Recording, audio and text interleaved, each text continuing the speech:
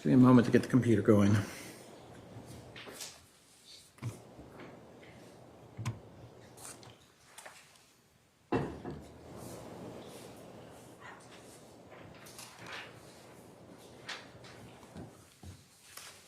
This is case number 2018 CA 5321 Kowalski versus Johns Hopkins Children's Hospital. Starting with the plaintiff, let's take appearances, please.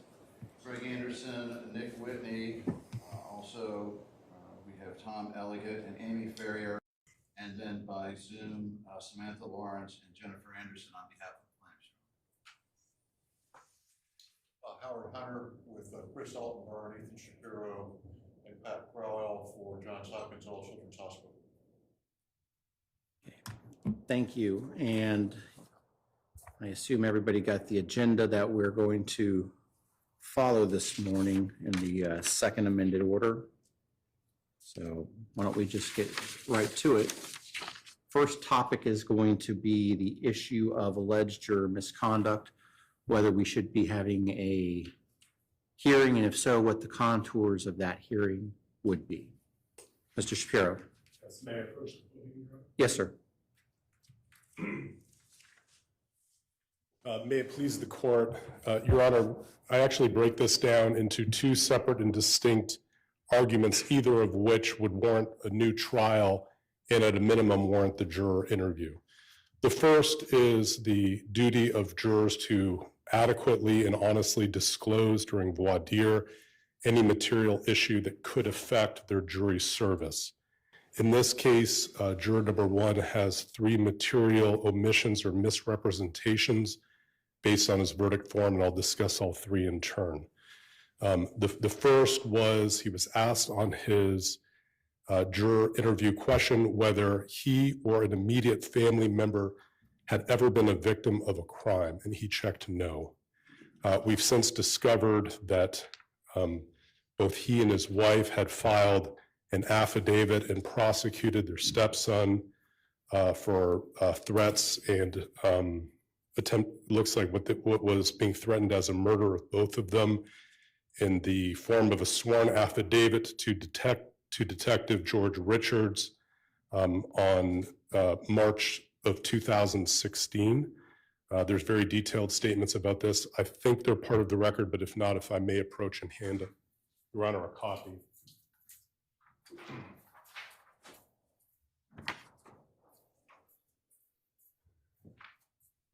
This cannot possibly be something that a juror would forget to disclose. This was a question directly asked, and as Your Honor and the court would review the affidavit, there's multiple instances in here where both juror number one and his wife state that their safety is at issue, that there were threats made against them that they wish to prosecute. That's certainly something that if disclosed, there would have been multiple follow-up questions and likely a peremptory challenge used. The second is one that we did make part of the court record. Obviously, we apologize for the sensitivity of this, but we have to make it as part of the record that in 2002, juror number one was served with an injunction for domestic violence, of which there's a sworn affidavit of child abuse. That file is obviously sealed, so I can't see what the allegations are, but they are part of the record. That would be something that they would have a duty to disclose both during the questionnaire and during voir dire. This was never disclosed, as Your Honor can imagine. Had that been disclosed, that certainly would have led to a cause challenge, if not a peremptory, if the cause challenge was denied. The third, we learned 20 years prior to this trial? Yes, Your Honor. The third was in the questionnaire prior to the one given to the witnesses. There was a list of witnesses that may be present, of which there was Deborah Salisbury. Deborah Salisbury, as we've learned and as we filed with the court, it turns out she was juror number one's wife's attorney for her divorce proceedings, the same attorney who represented Mr. Kowalski. That was never disclosed to us either. The case law on this is very clear. Under Rule 1.431, we're entitled to an interview of the juror if there's a reasonable basis, and I'll get back to that. But I think the controlling case law on this that's really undisputed is the De La Rosa case from the Supreme Court of Florida at 659 Southern 2nd 239.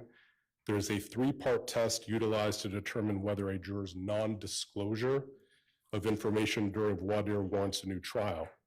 The first part of the test is that the complaining party must establish that the information is relevant and material to the jury, to the jury service in this case. All three would be material and relevant, but certainly in a case where there's allegations of medical child abuse and a juror has been served with an injunction for child abuse, that's something that we would have to know about. Certainly being a victim of a crime, especially one involving one's family member, would be something we would need to know about, and both of those were withheld from us. The second test— Let me ask you this. Yeah. And I haven't gone back to look at all of the juror questionnaires, but were there other juror questionnaires where the juror checked family member's been a victim of a crime, and then did your side ask questions of those individuals? I haven't gone back through all the voir dire, but— Well, you're making a statement, a very express statement that you would have used a peremptory challenge, and I'm just wondering if it was so important when that question was asked for other people, what did you do? The law on what I'd have to go back to my voir dire questions and see what would happen, but I know that in each individual, for the questionnaire, all of these were asked by the court, if you recall, and that the court asked those questions. If we had follow-up questions during the individual sessions, we would have asked them if it was material to the case. Certainly, if somebody was saying they were a victim of a crime involving another family member, I absolutely represent to the court, that would be something I would have followed up on. We'd no basis to, and in fact, the case law says under both State Farm Mutual v. Lawrence at 65 Southern 3rd 52 and Westgate Palace v. Parr 216 Southern 3rd 747, that the counsel is not required to delve further into questions on the questionnaire if the answer is no. So there's, under the three-part prong of the De La Rosa test, with the third one being whether a juror's failure to disclose information was not attributable to my lack of diligence, the case law on this says that if there's an express no to the checkbox, there's no duty on behalf of counsel to further investigate that question. So we believe we've met all three prongs under the De La Rosa test. And on this specific issue, since all three are material, especially the ones involving child abuse, and especially the more recent one involving a very serious allegation that both he and his immediate family member, being his wife, were victims of a very serious crime by another family member, the failure to disclose that at the front end is sufficient to award a new trial.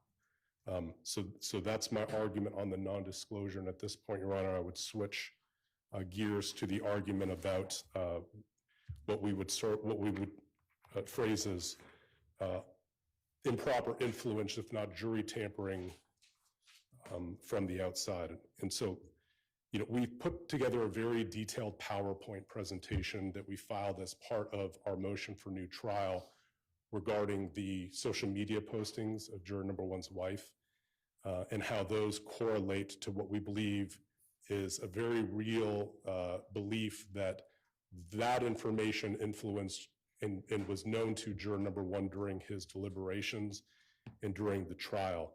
This has been noticed as non-evidentiary, I understand, so I'm going to try to move along. I didn't bring the PowerPoint to run through it since it's been filed with the court, but I do want to lay for the record the timeline of this, because I think if the court sees the timeline of this, you can see that the alarm bells are really ringing. If we go back, even if you start with what we filed as of record, the juror question that was filed on October 12th with the Sally Smith's name spelled in the SS logo, and we filed that with the court. We're not accusing juror number one of being a Nazi. Let me ask you about that.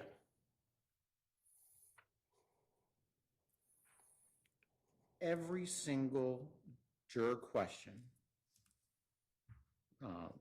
my habit was to read the question at sidebar, and since I'm right-handed, I would use my right hand and turn it over, and almost always I handed it directly to you to look at. And so not only did you hear the question, you had the opportunity to physically look at the sheet, and then about halfway or 2/3 of the way through the trial, your side asked for a copy of all the juror questionnaires. That same day, I had the clerk provide them to you, so you had them. So why was this not addressed in your motion that was made? You waited a couple weeks, but then you made a motion to disqualify the juror, but said nothing about this. So how is it that this issue isn't waived even before we get to the merits of the issue? We frankly did not appreciate the difference in the lettering, Your Honor. Had we appreciated it, we would have raised it. I don't understand what you mean. You couldn't tell that the S was different than other questions, or you didn't know that this was in your mind, which you're so definitively saying is evidence of juror number 1 calling Sally Smith a Nazi. So, I mean, what is it? Well, with respect, Your Honor, I don't think anybody, including the court, appreciated the difference in the lettering in the moment. Had we done so. Well, your second supplement is extremely definitive. And so I'm wondering, 1, why is this issue not waived? And 2, what is the good faith basis for the statement and the assertion you made, or actually Mr. Hunter made, in the motion? What other plausible explanation would there be for distinct lettering for Sally Smith, especially in the eve of Mr. Anderson giving interviews to Court TV accusing the defense of following the Nuremberg defense of we're just following orders?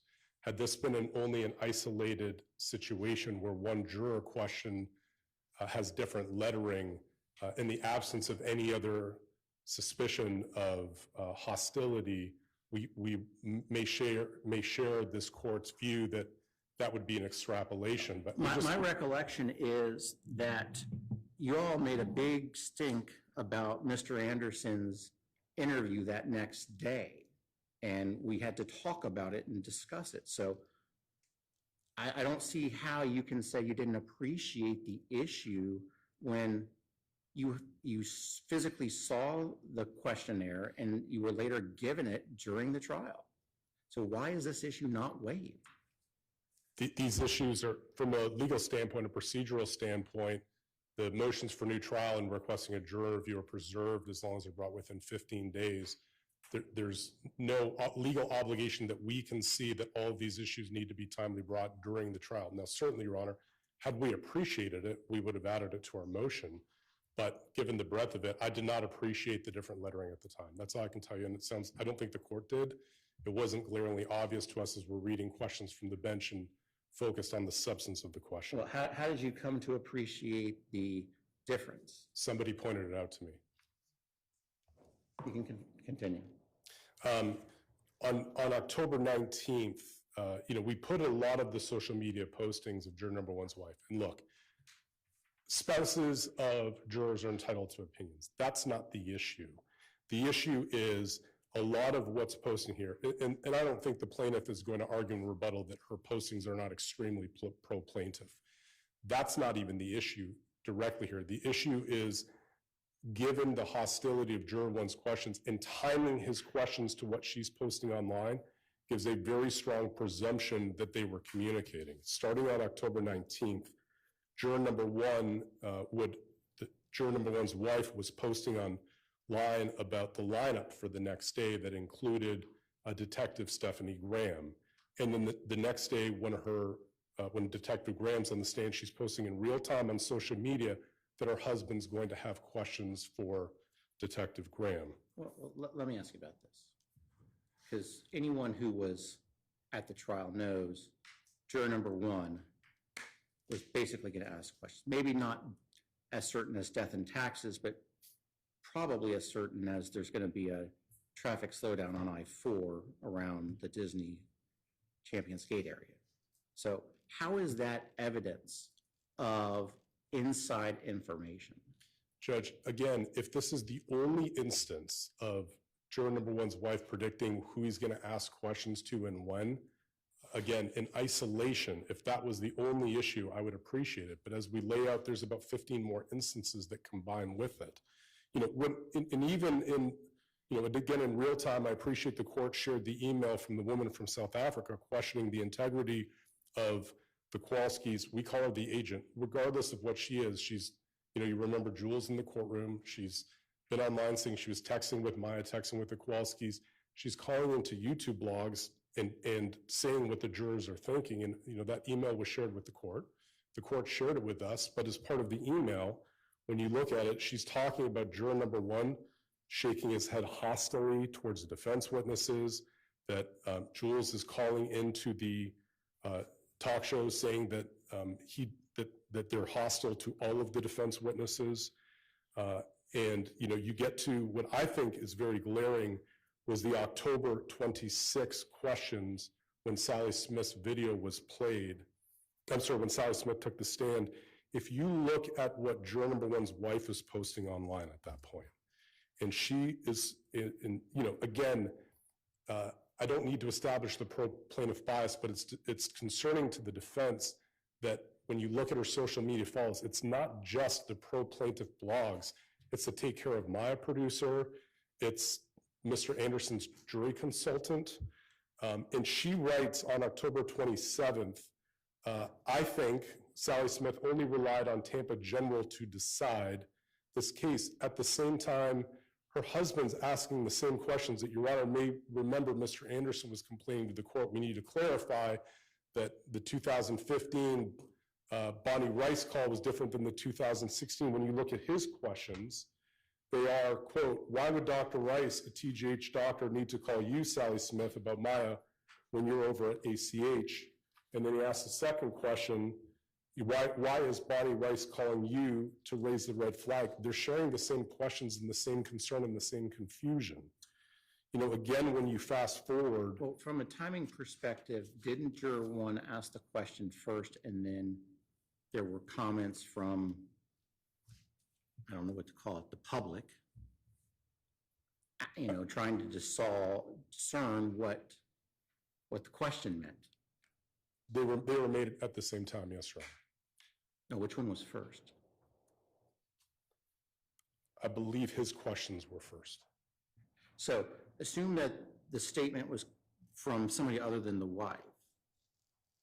If someone sitting in the gallery observes a question and then comments in a public forum about the meaning of it or the questioning of it, how does that show inside information with the juror?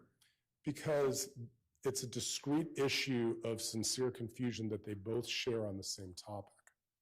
And, again, under the totality of the circumstances, as the defense is looking at this in retrospect, it belies credibility that the two of them share the same confusion on the same topic with absolutely no communication. And, because of the time limitation, I just want to fast forward to the part that I really think is concerning. We filed the video of the court of juror number 1's wife sitting next to Jules in the courtroom. Again,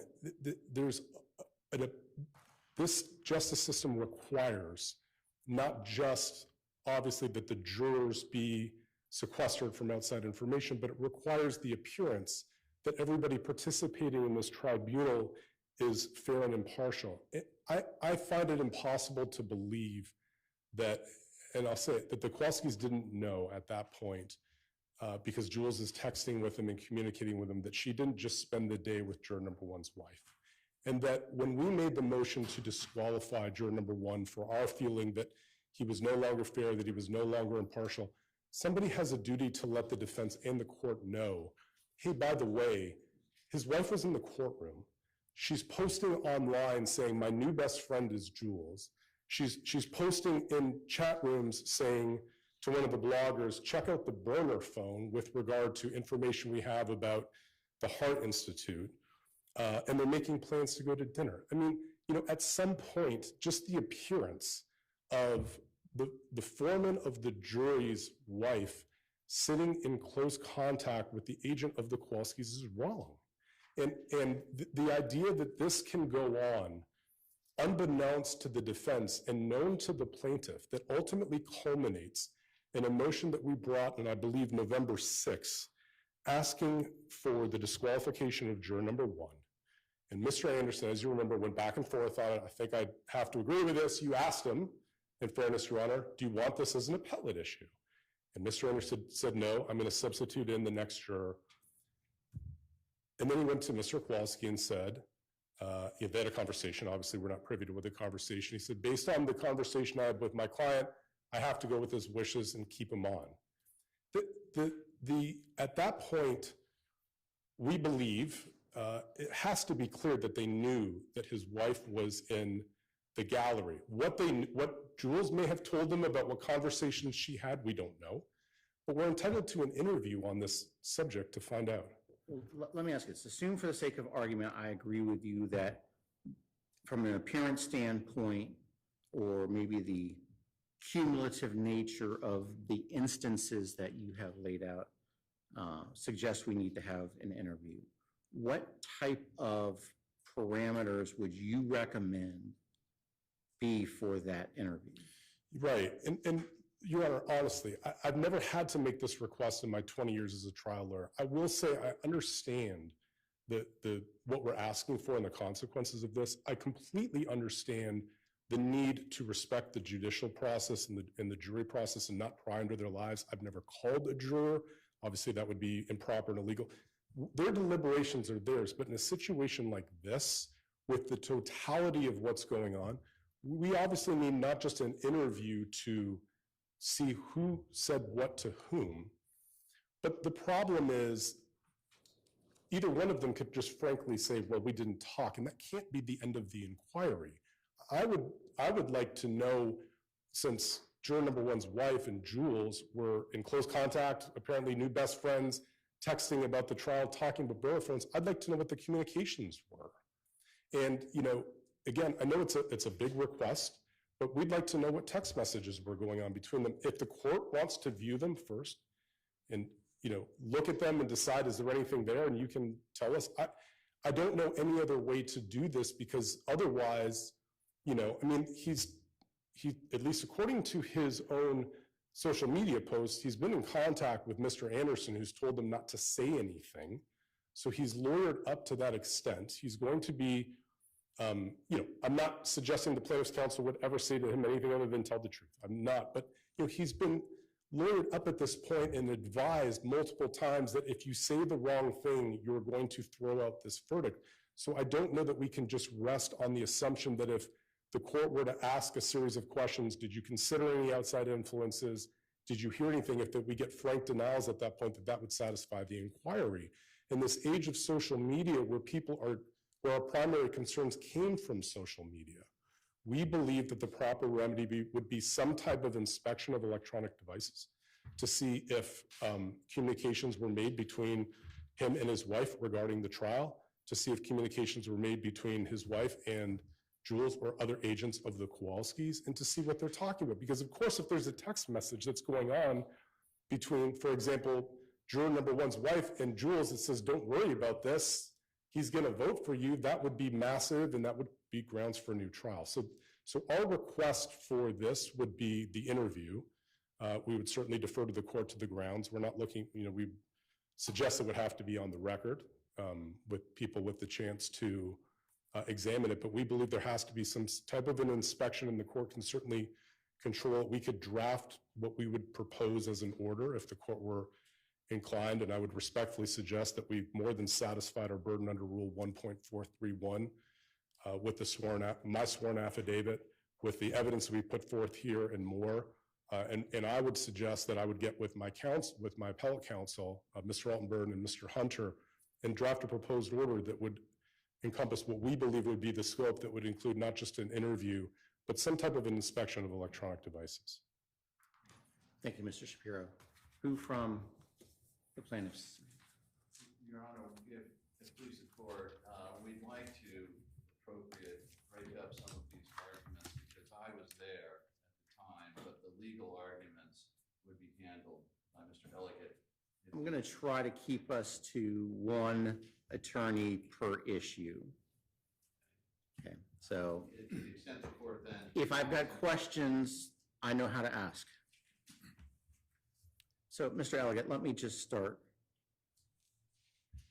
Isn't what the defense has put forward in their motions enough for us, from a appearance of impropriety standpoint, to go ahead and have a juror interview of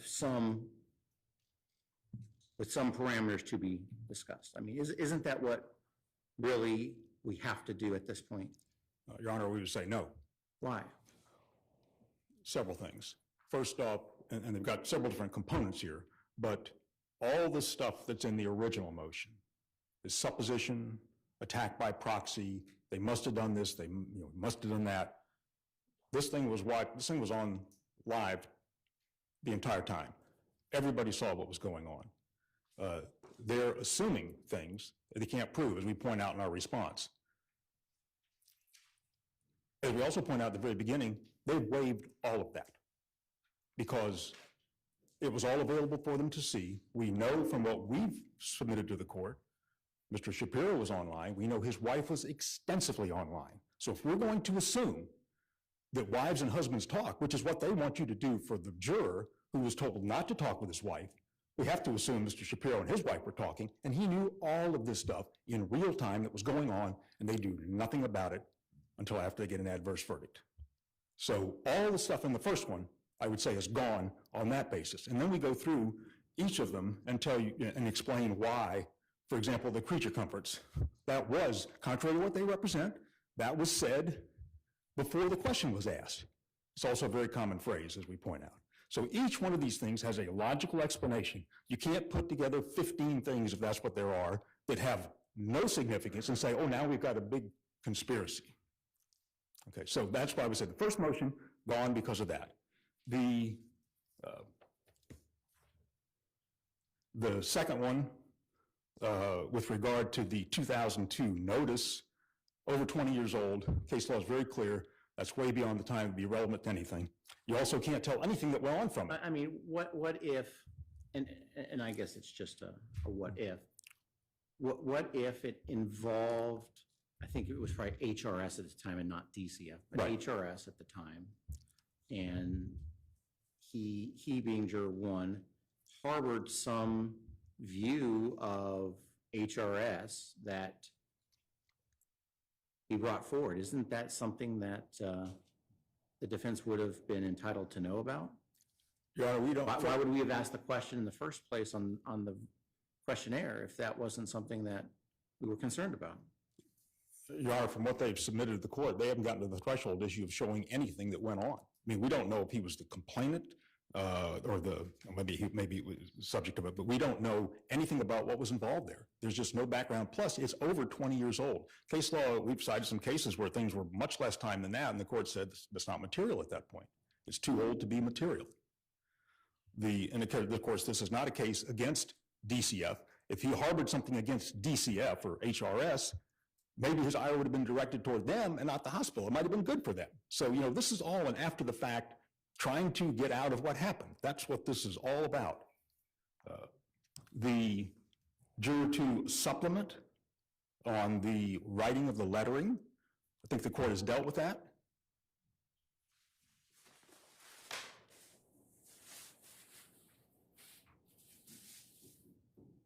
But if we're talking about using the letters, I have a demonstrative exhibit. Okay, these letters are commonly used for a long time.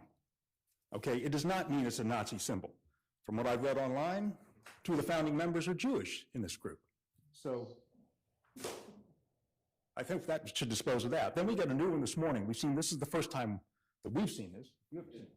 First time we've seen this. It does not, from what we can tell from here, and there's no follow-up. There's no, here's a conviction, here was a prosecution, nothing like that. So we don't know if there was any kind of conviction on this. What are we talking about? We're talking about this affidavit you got this morning about a threat by apparently juror 1's wife before they were married. It was before they were married. It's a threat by her son or stepson.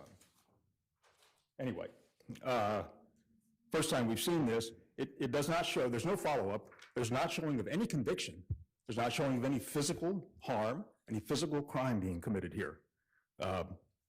This is, again, just a lot of grasping. It's, again, trying to attack by proxy. Who knew who in the courtroom?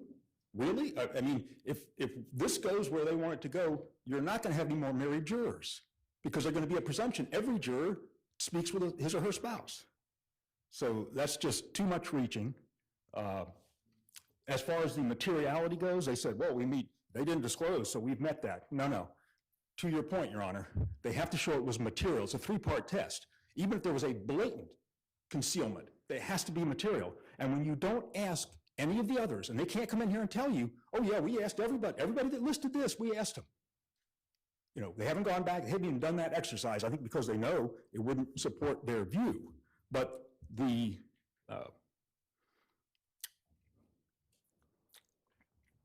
what really happened here is they didn't ask juror number one anything because he had a law enforcement background. They were happy to have a law enforcement person on the jury. They're generally conservative. They liked him until, I guess they didn't like some of his questions as things went along, and we had the earlier motion, which was properly denied. So I'm happy to try to answer any of the questions, but we don't think there's enough here to do anything. Well, assume for the sake of argument that I feel that there's a need for a juror interview. So Okay. Make that assumption. All right. What is the scope? What are the contours for that interview? I think it would be clear that you would conduct it, Your Honor. First off, we're not talking about the deposition. We're talking about the court conducting an interview. When I've been through this before, that is the way it's always been done. You don't let one side or the other have their way with a juror in a deposition setting. So you would conduct any discussion like that. It would have to be very limited. I mean, this business about I want to get into all the texts and all the stuff, that would be unprecedented. Every time after this, there's an adverse verdict. You're going to hear people saying, "Oh, okay, I want to get that juror's text with his spouse or his cousin or his best friend or whatever." I mean, where are we going to go with this? I guess and I think you do. You ask these jurors every time when they came back, every time, have they followed your instructions? Have they not discussed the case every morning? They all said yes. I mean, I don't see why an interview would be any different on that. I mean, but that would sort of be the scope of it. I mean, I don't think it's clear you cannot, that no one, the court nor us, can delve into the jury deliberation process. Well, I mean, I guess I'm with you on the thought process is probably something that we don't or shouldn't go into, but if we're talking about a alleged violation of the court's instructions, that's kind of extrinsic to the thought process. It's, did he receive information outside of the courtroom? And isn't that something that we should know about? And he's already told you he did not, repeatedly. I mean, I suspect if you ask him again, he'll say the same thing. And they're probably right about that, but I don't think that gives anybody carte blanche to go delve into everybody's personal information. I mean, again, all the things that they talk about in their first motion, which would lead to the interview, that they claim should lead to the interview, are all things that were publicly known. They are charged with knowledge of that. It was on the internet, all those things. They saw who was sitting in the courtroom. They saw this person, and they saw the juror's wife. They saw them sitting here, okay? Well, to be fair, did they know who that person was at the time? I think they knew who Jules was. That's pretty clear, and it's pretty clear from Mr. Shapiro's wife's posts. They knew that. And I have to assume Mr. Shapiro and his wife were talking.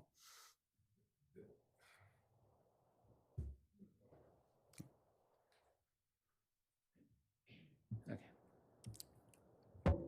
Anything else, Mr. Elegant? Not unless you have any further questions.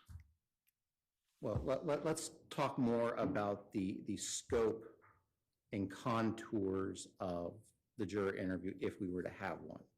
So you're suggesting that the court is the one asking the questions? Unquestionably, Your Honor. I've been through two of these before, and that's the way it was always done. And I'm assuming here in open court? That was not how it was done before. It was done in chambers with counsel present. I mean, you still have a juror anonymity issue, I think. But I haven't researched that. I haven't, I'm just saying how it was done before. My recollection from the papers is the defense have put forth that juror number 1 has identified himself publicly as juror number 1.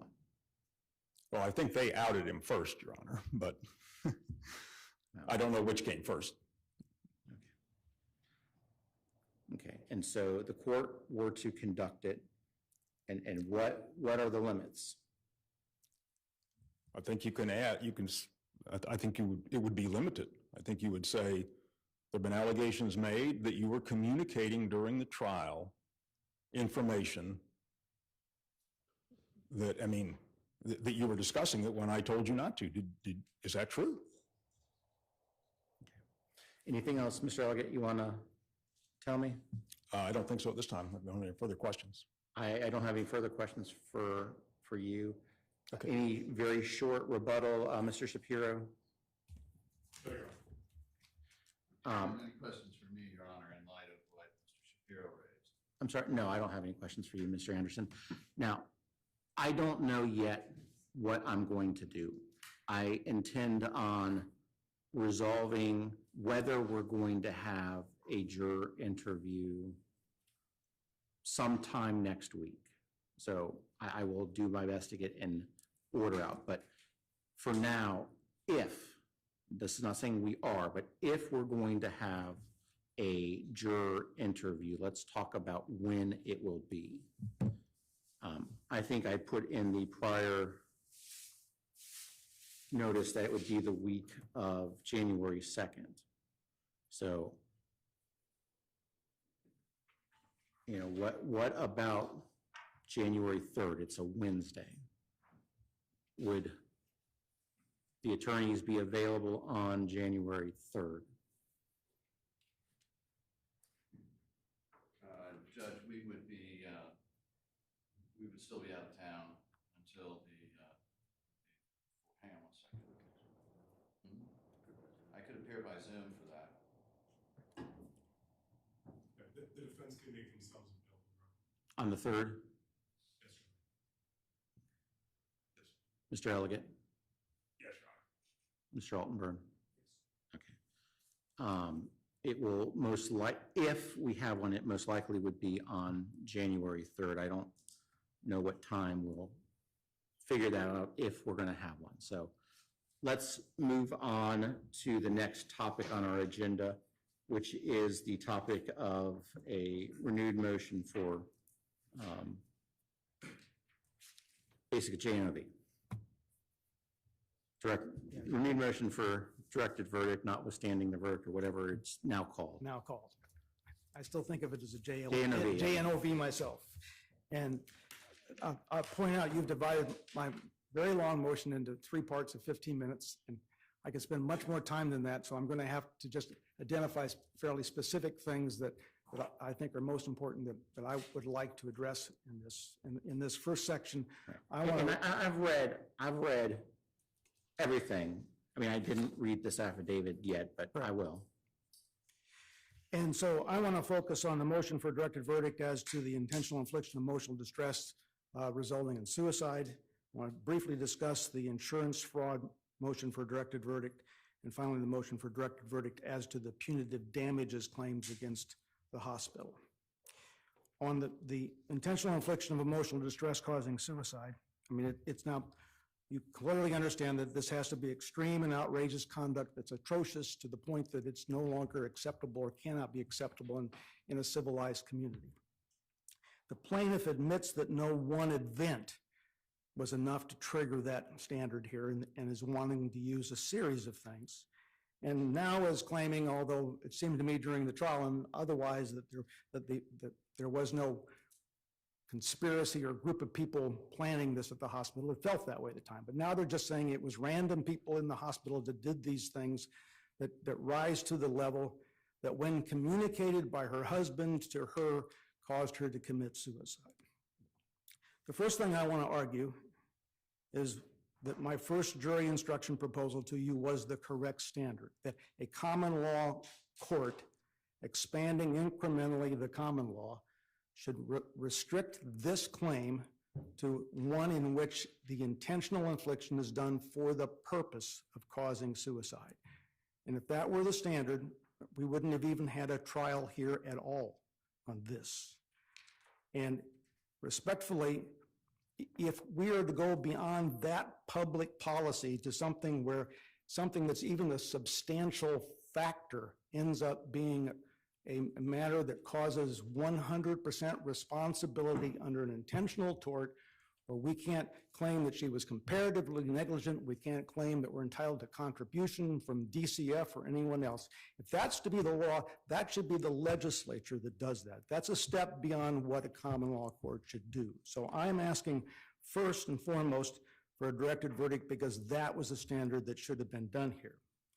Now, if you reject that, then we go on to how we actually tried this case. And what I have pushed repeatedly is to, because the pleadings were never a plain and simple statement that said, on this day, this happened and it was extreme and outrageous conduct. And on this day, this happened and it was extreme and outrageous conduct. Instead, they tell their story with lots of adverbs. And so the question has always been, well, what are these things? What is it that's so important that it causes this to be intentional infliction? And in their response on page 84 and 85, they say that the defendants ignored Beata's request to have Beatty removed from Maya's care. Well, that was the negligent supervision and negligent retention claim. You're quite familiar with what the evidence on that was. There's nothing in there that rises to extreme and outrageous conduct at all. She was the most experienced person with DCF cases, and we kept her on this because it was a complicated DCF case.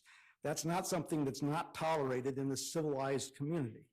The next one is then that we allowed Ms. Beatty to molest Maya in the chapel. Now, we've been through that multiple times, and you know that that's not the evidence. You didn't even allow punitive damages on that, let alone to go to the jury on this. So that's not proven. It's a distortion of the evidence, and it's certainly what is proven that didn't even allow for punitive damages is not enough for this count. Third, they say we refuse to allow court-ordered visitations by phone and FaceTime. Isolating not... Let me ask you, because on punitive damages, there has to be that next step of, upper management, knowing, ratifying, whatever the statute says.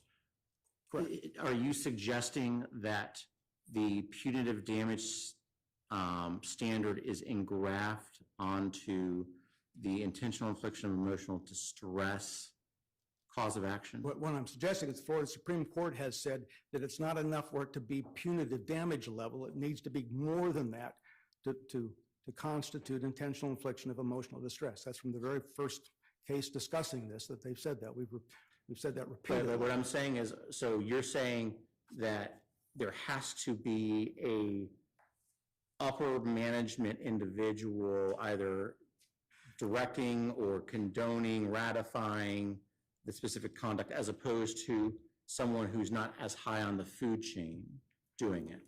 I don't know that I'm necessarily saying that, but what I'm saying is that the testimony from Maya about what went on in the chapel was not molestation. It was she put me on her lap and she hugged me and I didn't want to be hugged.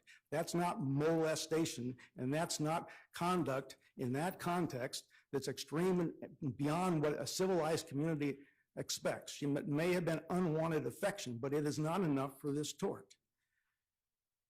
And the next one, when they say that we refused visitation by phone and FaceTime, you heard various times when they were on court-ordered visitation. You've heard how complicated it was for us to try to comply with the Chapter 39 requirements on this. And as to FaceTime, they're flat out wrong about this. They've made claims that after December, I think it's 28th, that we didn't do this. But if you look in the record at Exhibit 1001, pages 1985, 1982, 1981, 1787, or in their exhibit 2277-628, 2277-628. 628. You will see multiple records discussing the difficulties we were having and that these things were taking place. That in fact, we have the one from page 1985 shows that these are taking place on January 3rd. They took place twice on January 3rd. There was one on January 5th, the day before she committed suicide, but that are all in the documents. And the earlier documents show that at the very beginning of this, in December 31, they're fighting about, well, is it 1 hour's worth of time or a half an hour's worth of time that she gets in these? And she wants it moved from one time to another time, and they're trying to accommodate her with that, and they're working with DCF on that with the social workers. So there's all kinds of evidence that shows that the FaceTime stuff was going on in that time period, and there's no testimony I can find from Mr. Kowalski or anyone else that says that's not the case. One of these says that Mr. Kowalski himself was present for one of those calls, that he was in the hospital and that her mother was at home. So there is all kinds of evidence on that. Then we have that we refused to facilitate family therapy sessions ordered by the dependency court. Now, you will recall that the judge in the dependency court sometimes didn't get his orders very clear. We had to actually clean up a couple of things. But one of them was, he said she couldn't be in the hospital. And then later on, there was this spot that said, well, the family can attend therapy sessions. It was an ambiguity in the order. If it was to be cleaned up, it was to be cleaned up by the judge in the dependency proceeding. They never asked for that. The fact that we didn't honor this is not something that is extreme and outrageous conduct on our part. It just doesn't come close to that. And finally, they say we ignored Beata's medical decision-making rights that had been preserved for the dependency court and tormented Beata further by threatening to remove Maya's port. I'm sorry, going to the port, we suggested it would be a good idea. I think Sally Smith did the same. And Beata refused to have it taken out. That's all there was to that. No one was threatening her with anything with that. As to the medical decision rights, she did retain certain medical decision rights, including the one not to take out that port. But she also was in a DCF proceeding that was accusing her of medical child abuse because of the treatment, including the ketamine that she was doing. So the notion that she had a right to say, I'm going to do whatever I want, even though there's a DCF proceeding going on, that we should be compelled to do that as something that no one would not honor in a civilized community, that is absurd. So the things that they have listed here don't fit that. I could go on with the rest of them, but I'm going to run out of time. They were things like, we wanted an open door when her male lawyer came to the hospital without anyone else, and he wanted to be in the room with her alone. There's a laundry list of things that they say this way, that we negligently changed her diagnosis from CRPS to something else. And the last thing that they talk about is that, they talk about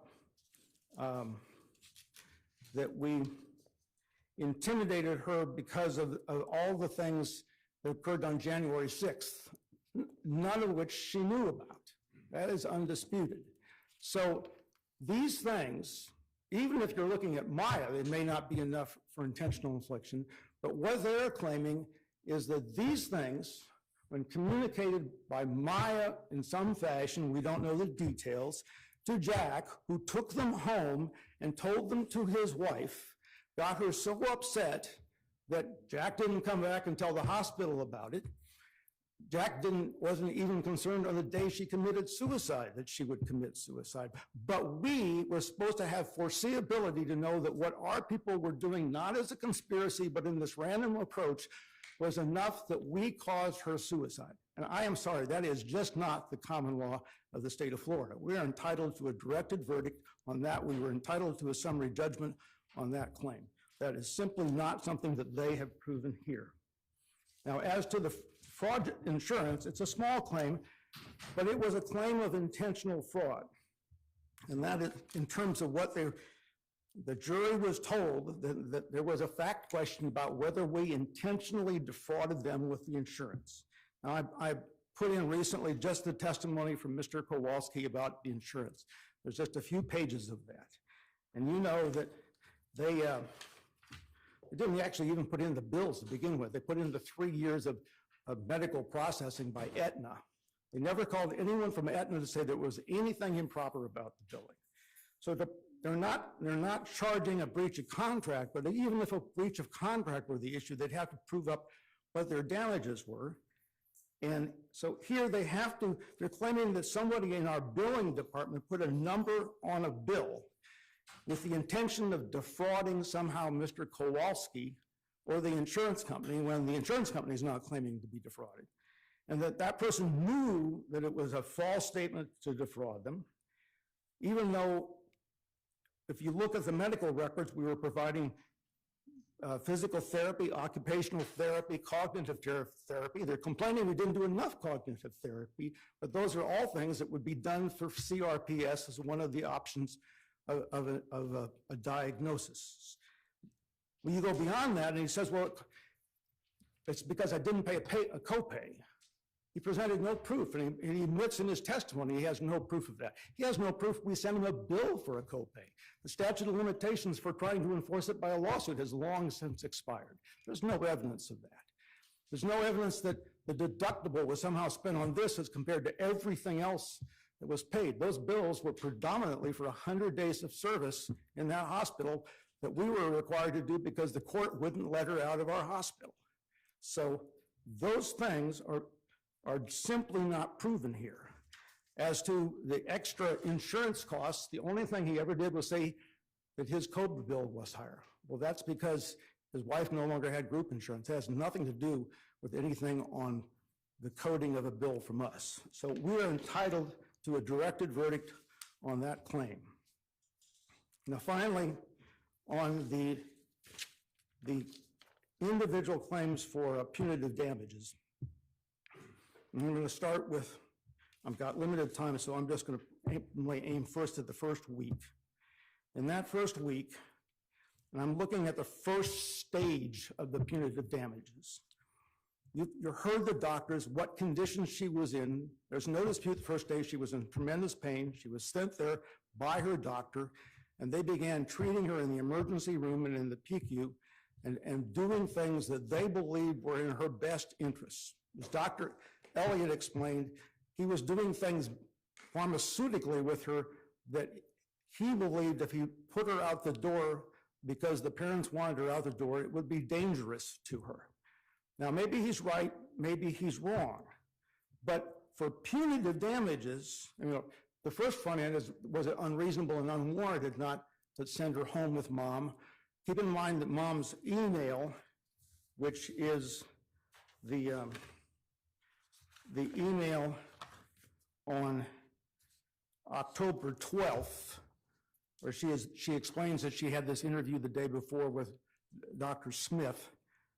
So she knows by then that Dr. Smith, by the way, is not one of our agents. But in that, she's explaining that she didn't want to take her home, that she was really trying to get her to go see Dr. Hanna, that she needed to have her in an ambulance to go see Dr. Hanna. So for a chunk of this time, she's not really false imprisoned, but one way or the other, the test is from an intentional misconduct, is whether we had actual knowledge of the wrongfulness of their conduct and the high probability that injury or damage to Maya Kowalski would result, and despite that knowledge, intentionally pursued the course of conduct resulting in injury or damage to Maya Kowalski.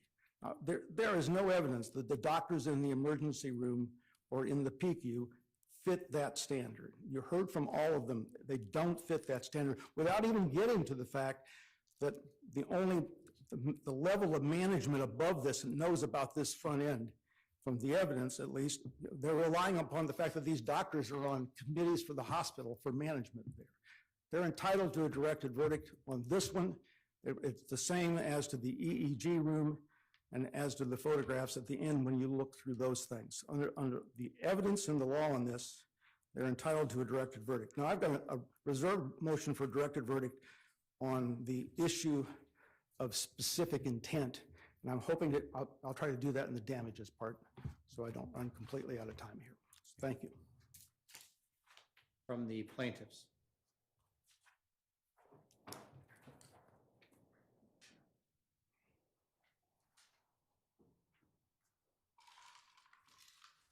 Thank you, Your Honor. Is there anything in particular you would like me to start with?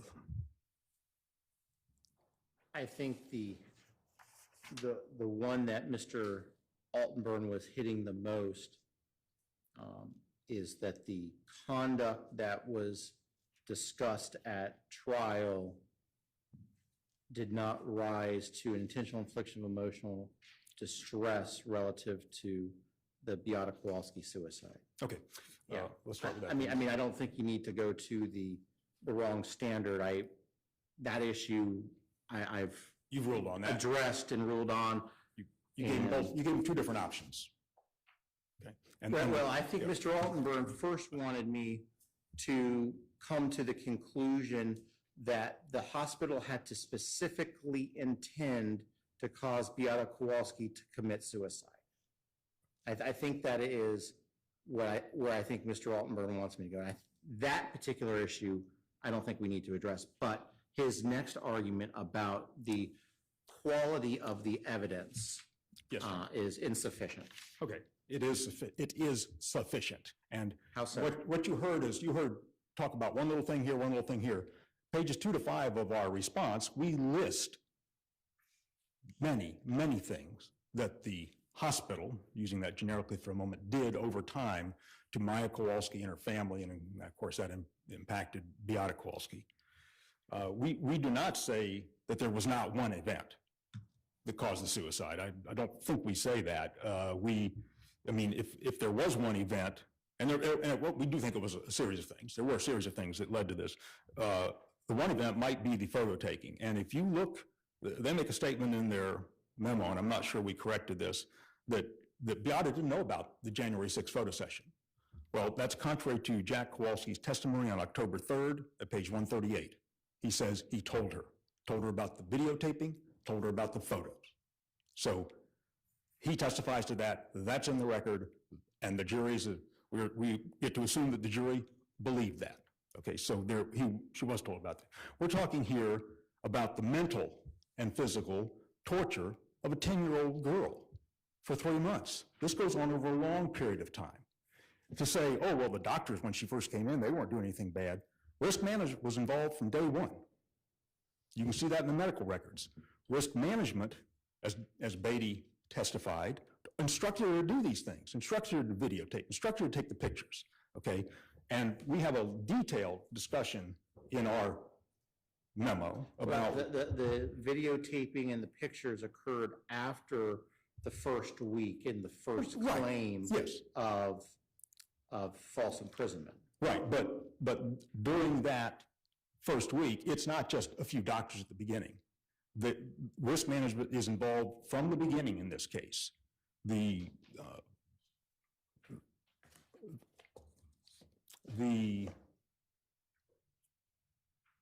I say, we list the events that went on. It was, as you laid out, 3 periods of time. It stayed to that. I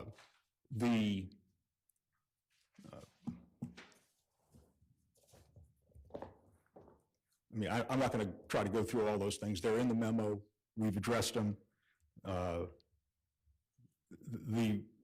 when risk management is involved, that is the hospital, okay? I know they want to say we staffed it with lower level people, but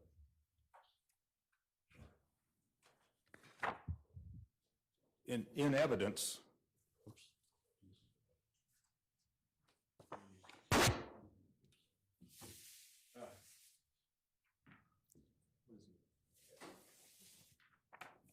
under 2802, Exhibit 20, there is a chart of the makeup of the hospital. This is in the record. We've got some extra copies if you or the council would like one. But you see above risk management, immediately above that is senior counsel Crane. Okay, so risk management is under the auspices or reports to Crane. Right above her, she then goes directly to the chief executive officer of the hospital. Okay, so as we point out in it's about a 5-page discussion in the memo, Florida law and federal law and the Joint Commission that they voluntarily agreed to require that the hospital be responsible for everything that happens there, everything. Okay, we're not talking about just supervision. We're not talking about just training. They're responsible for it. It goes up the line. Okay, and this chart shows how they were reporting up the line. So they are charged with the knowledge of that. That committee, risk management, under the senior counsel Crane, is directing these things be done. Picture taking, videotaping. They could have brought her in to testify. Oh no, that didn't happen. They were rogue. They didn't do that. And quite frankly, even if they had done that, they're still responsible. If you work through the analysis there, they are responsible for what happened. So if they weren't doing what they were supposed to do in terms of letting people know what was going on, that's liability of the hospital. And when we get to the punitive damage part, that is, they're either under A and B for approving, ratifying, etc., or they're under C for the gross negligence and not knowing what's going on. So either way, they're going to be liable there. And it sounded to me like the intentional infliction was blending over a little bit into the punitive damages. But if for either one of those, the hospital and the higher up people either knew or they are deemed to know under the law. So the intentional infliction, the items that went on, we say were sufficient. You've ruled that before. The jury obviously found it sufficient. We don't think this is a matter of law to be removed from what the jury did. If there are any other questions on that, I'm okay. Yes, sir. On the billing fraud, they listed hundreds of times that they were billing for CRPS. I still don't know that I've ever heard them say, yes, we acknowledge she had CRPS. I don't know that they ever said that, did they? I mean, I know you asked them about it. I don't know that you ever got a direct answer to that. They seem to want to walk the line on that. When you bill for something that you're not doing, that's fraud. Now, did it cause any damage? Did it cause any damage? That's why, in the closing, the request for nominal damages, because of all the other things going on here, there could have been a person who would come in and testify about this, this was too much, this would have been that much. They didn't put one on either. Okay, so that's why we suggest that a nominal damage is appropriate there. Let me flip back. One thing I forgot to mention, and I even had it tabbed, that the jury did hear. We talk about where's the evidence that they and again, we don't think they had to intend the suicide, as you ruled, but where's the evidence that they were so callous and so forth? How about trial exhibit 2175-004 from the text messages of Dr. Voss? Learned today that Ketamine Girl's mom committed suicide yesterday. Sorry to say my prediction was correct. You have a medical staff member predicting the death of a mother of a patient there. And why didn't they do something about it? Okay.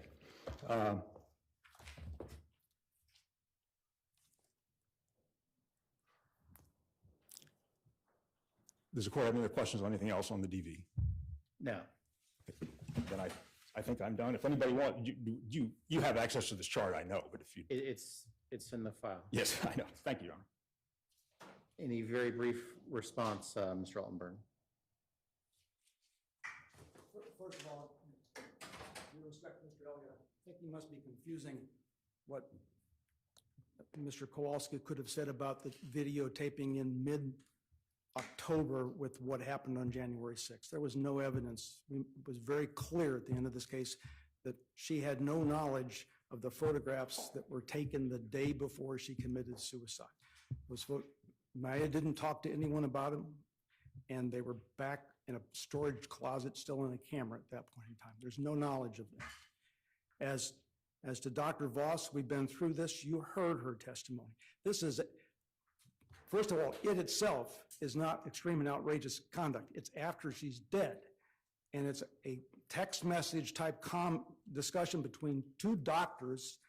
And she has explained, there's nothing that she reported or put in the medical records about this. The medical records show that mom was suicidal or expressed that she wanted to go to heaven, I think, that day, or maybe that Maya did, and that the people at the hospital offered to help her with assistance to get help from someone else, which she declined. That's all that's in those records. And as Dr. Voss explained, she was saying prediction was maybe a bad choice, but what she was saying that she had thought about this because she knew about something like this 20 years before when she was a resident. Respectfully, I've never thought that that was relevant to much of anything, and the prejudicial effect of it is far more out there than the probative value of it as to that particular claim. As far as the things, the beginning of their response, I invite you to go through those and take a look how many are negligent things, how many are things that you can look at and say are not accurate parts of the record. They don't support it any more than the ones they specifically used when they were addressing the particular one. There's no evidence on that in this case. Now, Oh, I'm sorry. go ahead. I'm sorry. Okay, were you finished with your rebuttal? Because we're then going to move to the next topic, and I'm assuming you're, I'm standing here ready. okay. So what we're going to do is we're going to do the next topic, which is the motion for new trial, which is exclusive of the alleged juror misconduct issue. After we do that, we will take a morning break. Good. Okay. So Mr. Altenburn, you have the floor.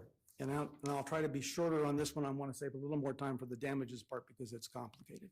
But on the motions for new trial, obviously on intentional infliction of emotional distress causing suicide, my argument would be if you saw some tiny amount of that, there's still the manifest weight when you analyze what the law should be on this is that verdict was just off kilter.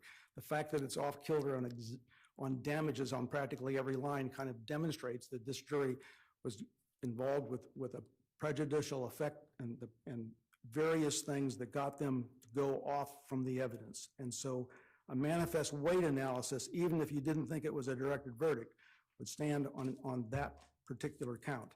I think it also would stand on some of the other counts, and I've argued those to you as well, but I'm not going to take time here today to argue those as well.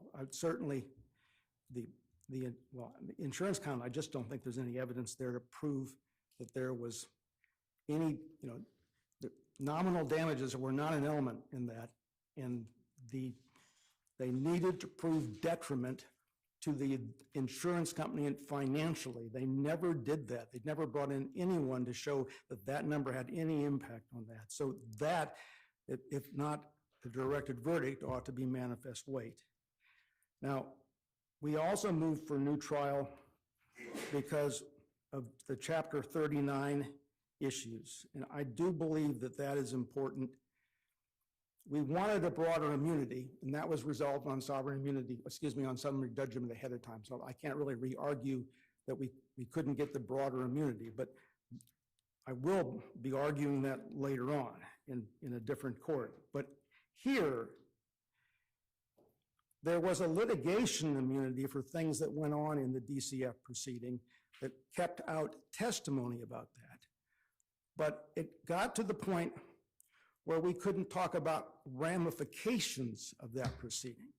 I mean, this woman committed suicide right after a hearing, and we couldn't really go into the details of that hearing or the fact that she's upset about having a hearing a month from now that she may lose her child to foster care, it may impact her license, the whole 9 yards. None of those things could we really get into as to the stresses that were on her. Well, but let me ask you this, because in the years leading up to the trial, the defense kept saying Chapter 39 immunity, can't.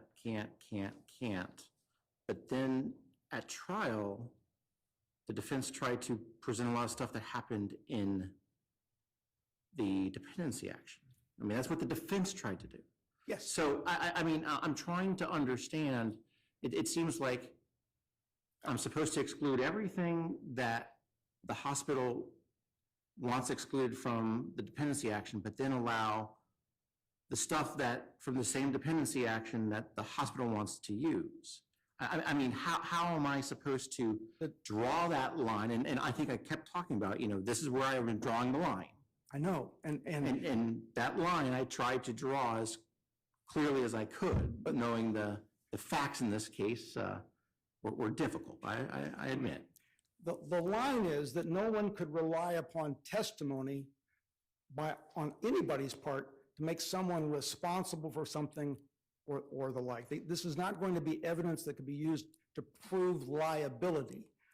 What we were trying to explain, and repeatedly, is that, but on what's going on in Beata's head, why she is upset, why she is truly upset, it's not because of the testimony in there, but the fact that it's ongoing and that they're accusing her of Munchausen's in the proceeding by the state, and the state is accusing her of medical child abuse, and she has hearing after hearing there. She's got lawyers there.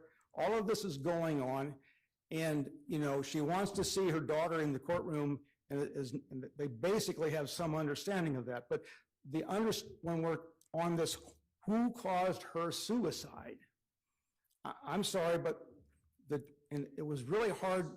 It's nice to have a jury instruction that says we're not responsible for 100 days, but to try to get the jury to understand all the 100 days of things that are going on unrelated to the hospital that were related to the DCF proceeding. That's what we couldn't get into.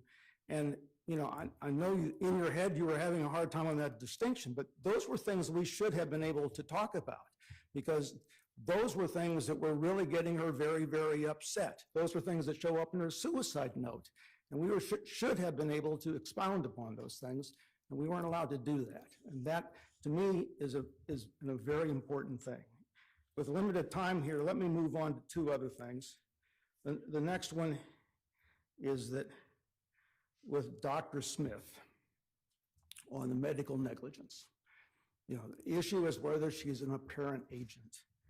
And again, we have the email from Beata Kowalski to herself. It looks like it was going to go to Dr. Hanna, but it never did. It went to her and to her husband. It clearly explains that she understands exactly who this woman is by the 11th of October. Now, apparent agency is not that complicated. It's a doctrine that says, if Joe is negligent and harms me, and I let Joe do something that harmed me because I thought he worked for Chris's Lawn Care, then Chris's Lawn Care is on the hook if they're the ones that allowed that to take place. It's that he's not a real agent, but the plaintiff relied upon that person and I got hurt. That's the theory. That's the theory when it's the x-ray room that is in the hospital that looks like it's part of the hospital, but it isn't. Now, Dr. Smith came to the hospital, but before that very first day was over, she knew full well that she was there as the CPT person. Now, they try to say, well, she can be the CPT person and she can be your agent all at the same time. But, I mean, that makes no sense here. And what they were allowed to do was they did this and they did that became Dr. Smith in all of her capacities along with the hospital, and we weren't allowed to show even the report that Dr. Smith gave to the court and made available in the hospital on these things. But the evidence had to be that Dr. Smith did something that was treatment that harmed this child. And she may have impacted by convincing DCF to file the proceeding, but, well, she wanted to take the girl off drugs. Well, everybody did. Did that do her any harm other than ketamine? No. She wanted to take out a port, which Beata wouldn't let us take out. I mean, there's no evidence, A, that after October 11th that she was in any way an apparent agent, and B, there's no evidence that she did anything that was negligently harmful from that point forward. So other than advising us to call the hotline, she didn't do anything more than that. So I don't really understand how we got to this point, and from the way the jury reacted, it clearly impacted them on the medical negligence claim because they interphased the two proceedings, the CPT proceeding and our proceeding. And finally, on count 14C, the negligent training, it should have come out before trial, should have come out at the end of the case, at the end of the plaintiff's case. But what happened, they dropped it down to negligent training, which is not a part of the medical malpractice case. And I told you that that evidence could, there could be some evidence marginally relevant to punitive damages, which I think is true. I don't think there was much of any there, though, because the punitive damages were for not letting, perhaps not processing an against medical advice request to leave the hospital properly. Maybe they weren't adequately trained on that. Dr. Corcoran didn't say a word about that. He didn't have experience in that. Maybe it was because when the doctor sought permission to take the videotape in the EEG room that the little girl would know nothing about, that maybe there was a better process to do that. Maybe there should be more training on that, but that's not what he testified about. What he testified about was the whole structure of the hospital was wrong. Well, that wasn't relative to anything that was alleged in medical negligence. It wasn't relevant to the training, I don't think, but it became a big feature of this trial right down to the end when we had all the problems at the end of this case. So the fact that 14C went to trial ended up being very harmful in this case and would warrant a new trial. The last thing I'm going to mention is that I do believe that Dr. Neuberger was allowed to say things that were very harmful in many of these claims. He was a child abuse expert, and he was allowed to talk about conspiracies and the like. We did object to that. You overruled the objection. And their argument is that we waived it because we didn't object again. I'm sorry, you don't have to keep objecting over and over again. We did object, you ruled on it.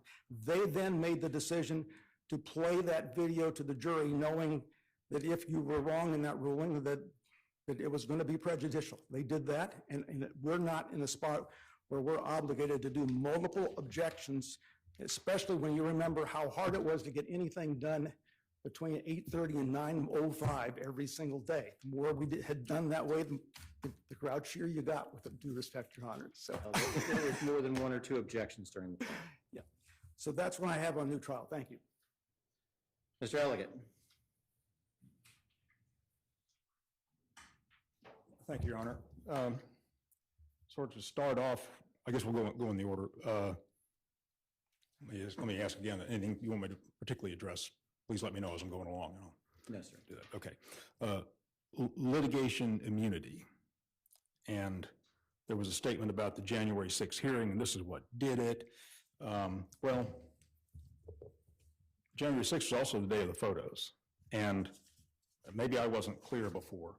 The October 3, 2023 transcript of Jack Kowalski is what I'm referring to. I wasn't saying that he told Beata this in October of 2016. He tells her, did you tell Beata what we just talked about? When I say this, the photographs that had been taken of her, the video that had been taken of her. The witness, yes, I did. I did tell her. That's page 138 of that transcript. So we have direct evidence in the record that Beata did know of those photos. Okay.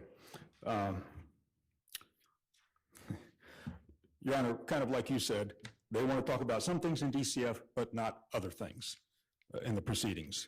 We would have liked to talk once and we offered not to talk about DCF at all, if you'll recall.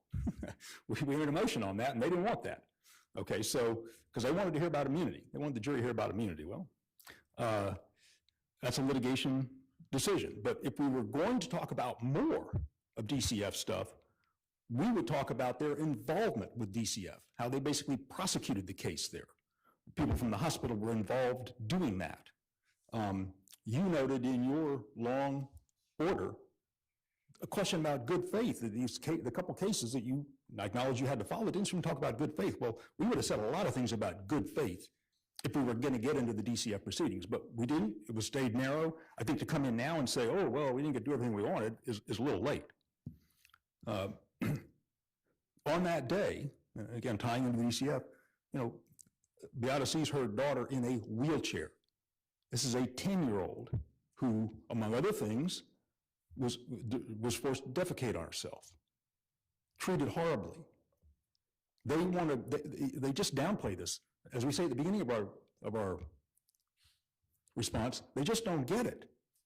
They don't get how bad what they did to this little girl was, and for her mother to see it, and then to hear about it when she couldn't see it and couldn't even comfort her daughter.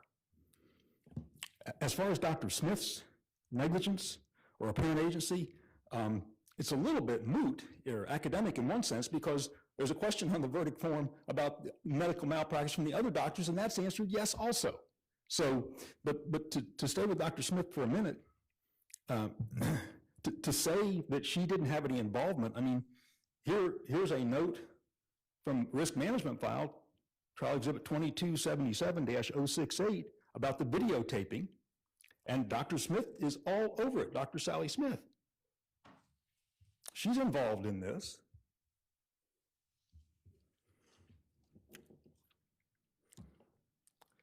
The other thing is that the question of, well, maybe Beata knew she was a DCF or whatever, Child Protective Services person.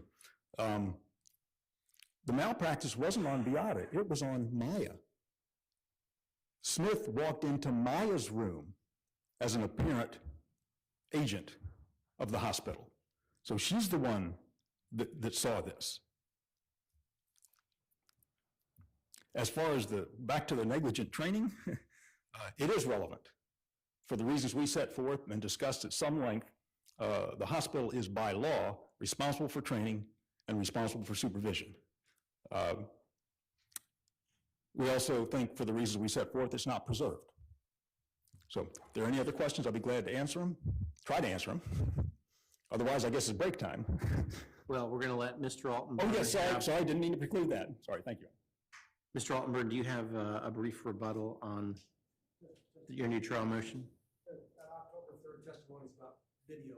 It's about the stuff that occurred in mid-October. It's not about the photographs taken at the end. There wasn't any proof that Maya knew, that Ms. Kowalski knew anything at all about the photographs taken on January 6th. The record's clear on that.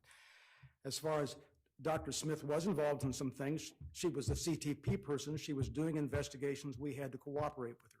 Yes, she was also interested in seeing what that video would do for her case.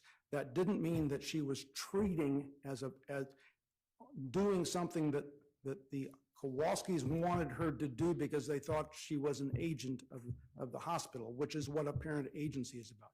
Now, we can be responsible for what we did that day, but it's not because Dr. Smith was interested in doing it. That's a totally separate issue, but it ended up becoming this thing that inflamed the medical negligence claim that the CTP person was also interested in seeing the video on that. So that is, if it was anything, that would have gone to false imprisonment, but that is not something that should have ever gone to the jury on a theory of apparent agency for medical negligence committed by Dr. Sally Smith at any point in time after October 11th.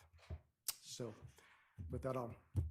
And before we run on break, let me just ask, and maybe you can think about this over break. Has Maya Kowalski turned 18 yet? Yes, Your Honor, she has. So do we need to substitute her as the true party? And do I need to change the caption and all that good stuff? Our tenant's motion to substitute party. Is there any? I was going to bring that up in the final judgment. I don't think they need to go to probate court. She's an adult now. It just transforms it. This is going to be a judgment for her, one for Jackie. If we get there. And one for the estate PR. If the verdict's good, that's how it would look. It would actually be better to have three separate judgments. So both sides want me to go ahead and enter an order substituting Maya Kowalski as the party plaintiff for Jack Kowalski as the parent of Maya Kowalski. Yes. Okay. I'll do that either today or Monday. Okay, let's take a 15-minute break. I'll be back in 15 minutes. All rise for the recess.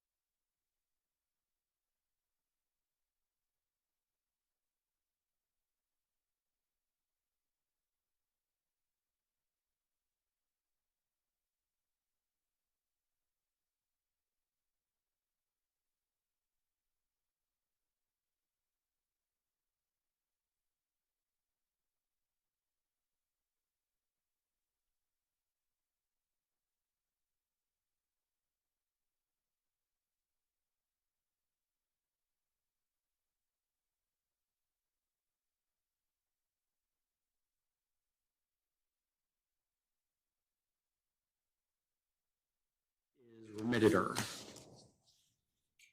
Mr. Altenberg?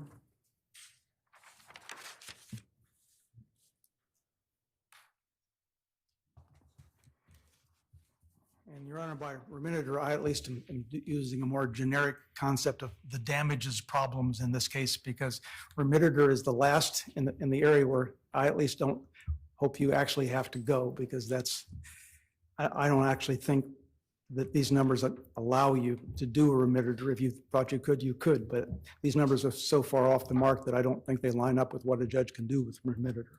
But what I'd like to discuss is the methodology of the per hour, per element, or component of damages, and the errors in relating to that, first as to Maya's claim and as to the wrongful death claim, and then finally the damages as to punitive damages. Now, you know that we filed in advance motions to try to prevent him from doing his per hour, per component approach to this. And you denied anything other than my ability to see the numbers. And when I saw the numbers, I explained to you before closing argument that they were much higher than the range in which a jury was free to operate, and that he was going to use this PowerPoint that was going to have numbers that between the two claims totaled $200 million, and he was going to use them as totals to this jury, and that you should stop that. And that it was wrong both because it was an artifice, but because it was false statements of law, because damages are supposed to be done claim by claim by claim. And you basically said you were going to go allow him to do his argument, but that he did it at his own risk. And he did exactly what I told you he was going to do. He used these numbers to put forth things that are not only beyond the range in which a jury is free to operate, they, especially as to Maya's claim, were misrepresentations of what they were supposed to do. And in that context, there were things that in fact he did not prove at all. So I continue to believe that the use of these was something that should have been prohibited, and that they warrant not only a new trial on damages, I think they inflame things enough that would warrant a new trial on everything, but categorically they would be, this is something that he did that demonstrates a need for a new trial on any claim that damages were awarded on. Now, as to Maya's claim, the impact on this is interesting. Now, let me first start with the economic, because the economic is basically past medicals is the big issue. And I point out in the motion that they never actually proved any past medicals. The PowerPoint and all of this didn't ask for past medicals to Jack Kowalski, and yet the jury gave him, between false imprisonment and battery, a combined total of $1,513,498 in past medicals, when even the 3 years of bills from the family for everything that the family had to Aetna was substantially less than that, and those bills really aren't related to anything. You've had a lot of personal injury cases. You know that if there is a medical treatment for a battery or for a false imprisonment, you need a doctor to say, I treated for this, my treatment was reasonable, and it was necessary, and my bills are reasonable. You got to have some version of that. And yet there was no evidence of that at all for any of the false imprisonment or for the battery. And there was no claim, by the way, at all in medical malpractice for past medicals. They didn't put in evidence or make a claim that the medicals in the hospital were something that were be recoverable under medical malpractice. So there was no claim there at all. So not only they did not ask for it in the PowerPoint, there was no claim in the medicals, and there was no proof for those in the record. But what he did was he put his large numbers up and basically just tells the jury, this is how much I want in total, and just kind of go in and fill the blanks in some fashion. So he's complained, by the way, that, well, I didn't make recommendations as to specific numbers. He didn't do specific numbers at all for the Maya Kowalski claim. He just put this stuff up and said, I want it all, just give it to me somehow.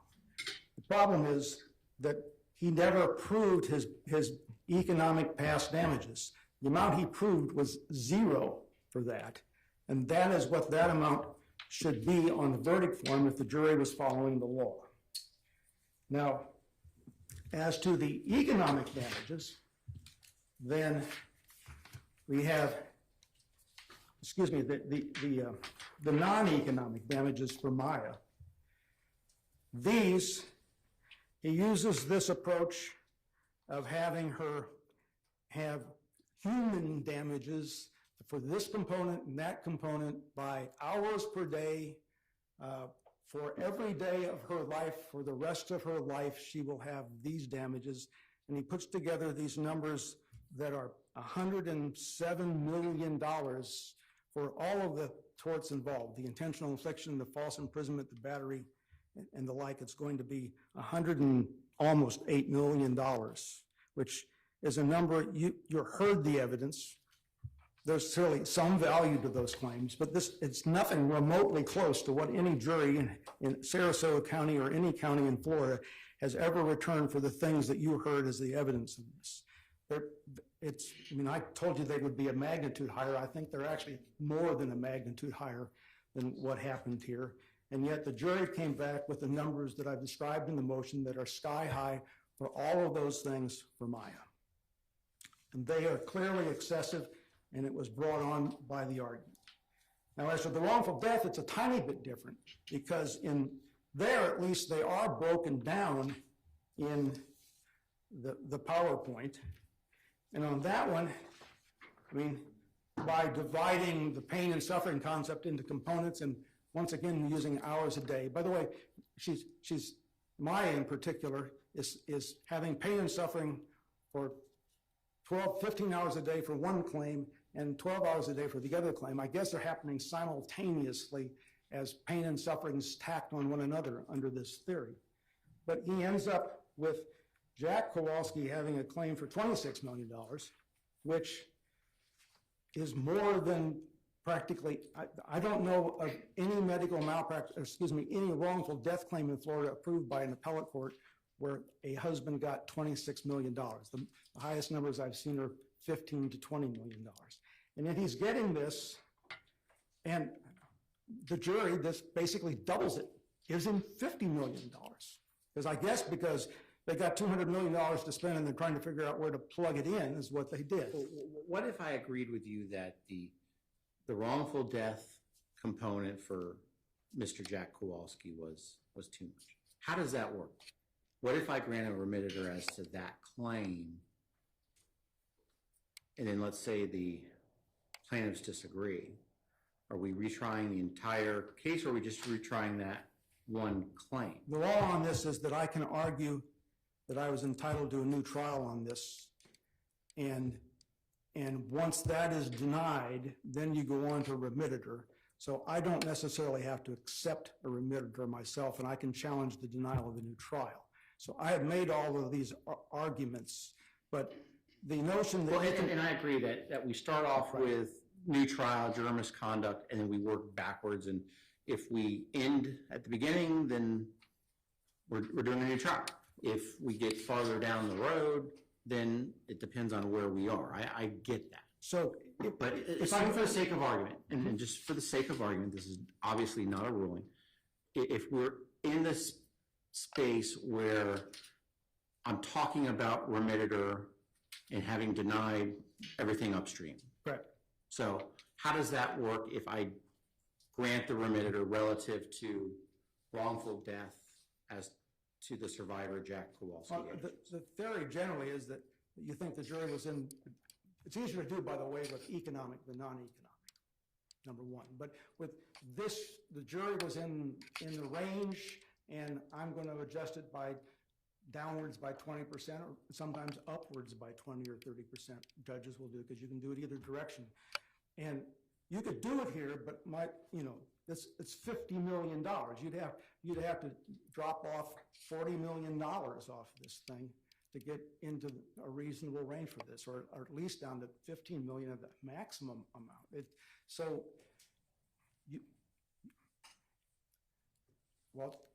Theoretically, you can do this. The law also says you're not supposed to become the sole juror or the seventh juror making these decisions, and because these numbers are so far off the mark, Well, I'm telling you, if that's what if you deny everything else, I want you to do this. I got to tell you that I don't actually think this case fits the scenario of a remittitur because of that. Well, I need you to assume that I've denied everything upstream, and we are talking remittitur. Right. So And I've I given want to try to numbers. focus on that. Yeah, and I've given numbers in my motion as to numbers that I think you should use for that. And I don't have them memorized, so I'm not going to give them to you. But you would have to come up with what you think was essentially the maximum legal range in which the jury was free to operate in awarding these amounts. And then mechanically, But how to do that, you does also that have- work? You know, you sit down and use the, there's no scientific method for you to do this. You just make up a number, Judge. That's the problem with remittitors, is that they reach a point where it's not a judicially normally based decision process. But if you do it, you're just going to have to say, well, maybe I've watched Sarasota County cases in wrongful death. I've got a sense that husbands normally get $7 to $8 million in a case like this, and that I'm going to stick with that range because that's the appropriate range for this case. That's how you would do that in this kind of case. And then assume I did that, and I'm not saying the number, but Yeah. assume I did that, then the plaintiffs would have the option of accepting or rejecting. Yes. If they reject, Then it are we goes- retrying just that damage claim, or are we retrying the entire case? If you were convinced that this didn't show damage, that it didn't impact everything, and you rejected all the other motions that I've made, we would only be retrying damages at that point in time. As to that claim and not the That other claims? claim and not to other claims. And you're right, it gets really complicated here because there are different claims that would have different outcomes on that. But it's not inconceivable that among all of these, there would be something where you could decide that a remittitur was appropriate, they could reject it, and you would have to have a new trial only on damages to that. I'm just not conceding that is generally how that would approach in this particular case. Now, if I can shift to the punitive damages. Sure. The damages on the punitive claim are $50 million. And you know what the evidence is as to these things. On the first week, we kept a girl was sent to us because the doctor thought she needed to be in our emergency room. We concluded he was right, and we kept her there for a week. And we kept her in the pediatric intensive care unit. Now, there may have been medical negligence and other things, but as to false imprisonment, that's what we did. And we did it, as I've explained, because I think we felt that it was the morally correct thing to do, and at least for 24 hours, it was the correct thing to do legally as well. But when you look at the elements in the final verdict form, it's, well, did we do this because we were solely motivated by an unreasonable financial gain desire? There's no evidence of that. There's no reason to think that this one or any one of these things was done for financial gain. Was it unreasonably dangerous nature of the conduct together with the high likelihood of injury resulting from the conduct, and was actually known by the managing agent or other person responsible for making decisions on behalf of the hospital? Well, was it truly unreasonably dangerous? Was there a high likelihood of injury to Maya because we kept her in a pediatric intensive care unit?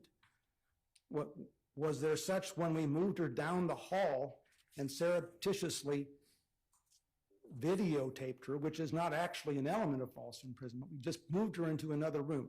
Now, we have to accept the evidence. She says that she defecated on herself. I don't believe that she said that some nurse sat there and watched her and said, I'm going to wait till you defecate on herself.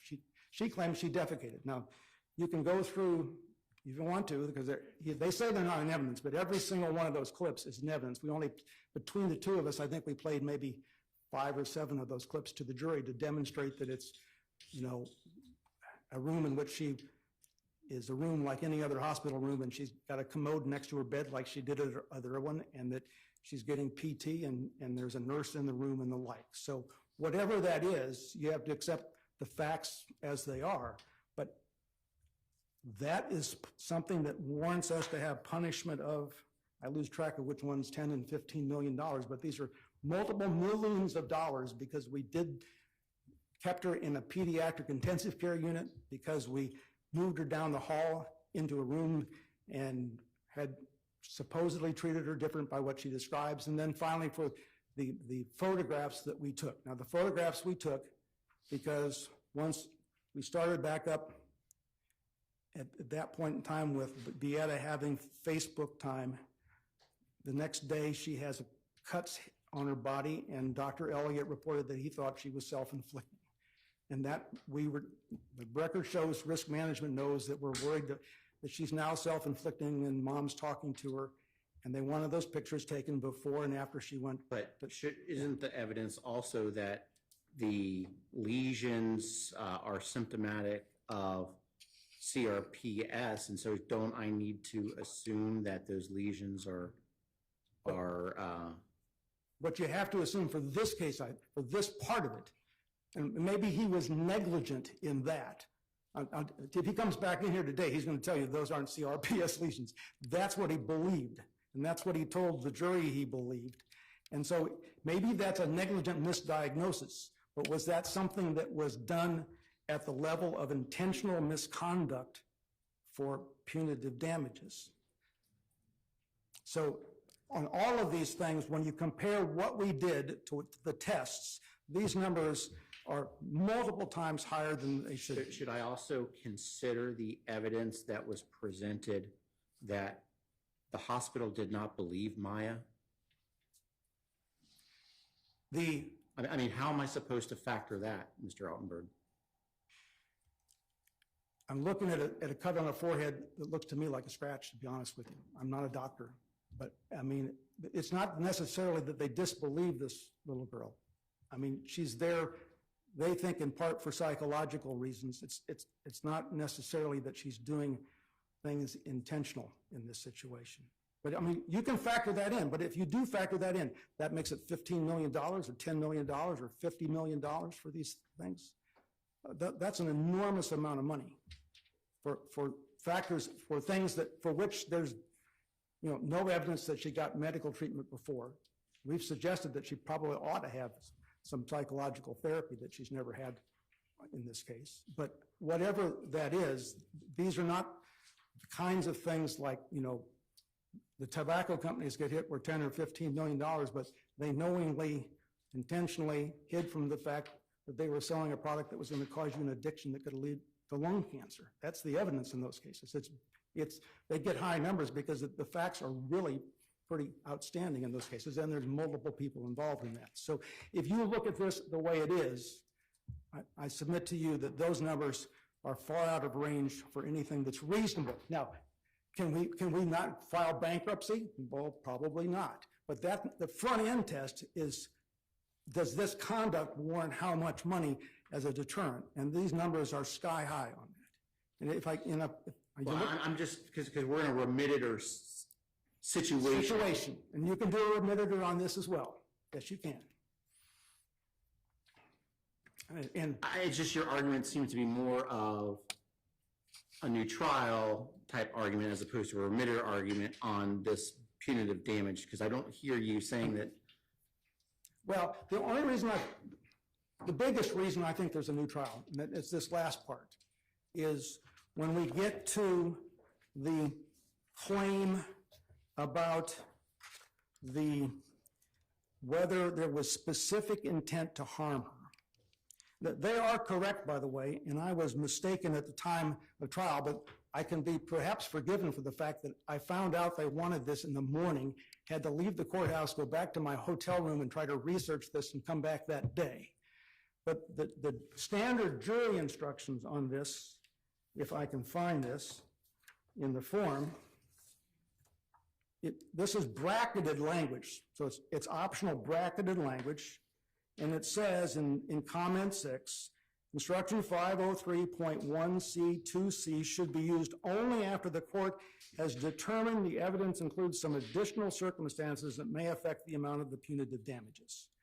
Well, the way for you to, because this, if you read the text of the statute, it's not a measurement of damage. It's, So, just so I'm clear, are we talking about the adding the question in phase 2? yes. That actually was the proper way of doing it? Well, I will tell you that the standard jury instruction puts that option in there. I'll tell you that the standard jury instruction is dead wrong, because it's not something that is used just to measure damages. It's something that lifts the cap.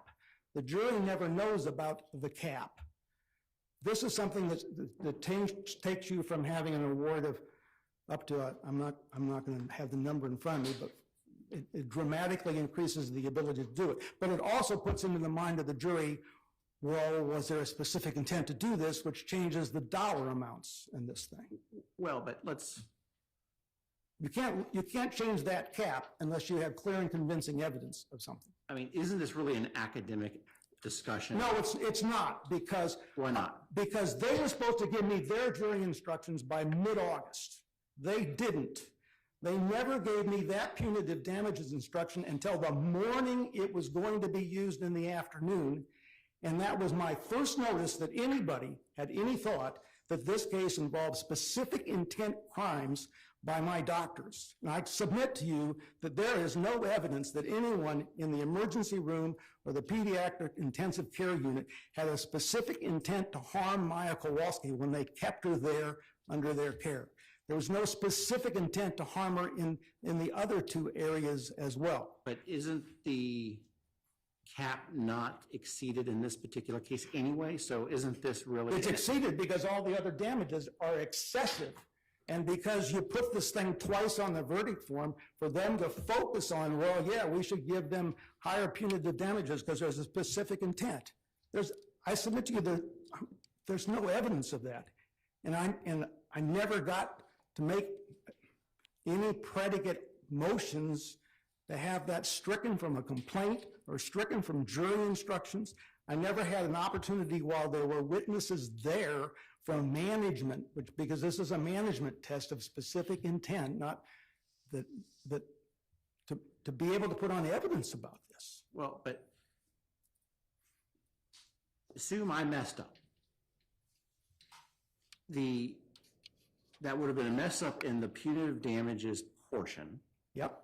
And Mr. Shapiro's argument seemed to be very persuasive to the jury. The fact that the jury awarded 10, 15, and 25 million only when there was evidence of what, $500 million of securities and free cash.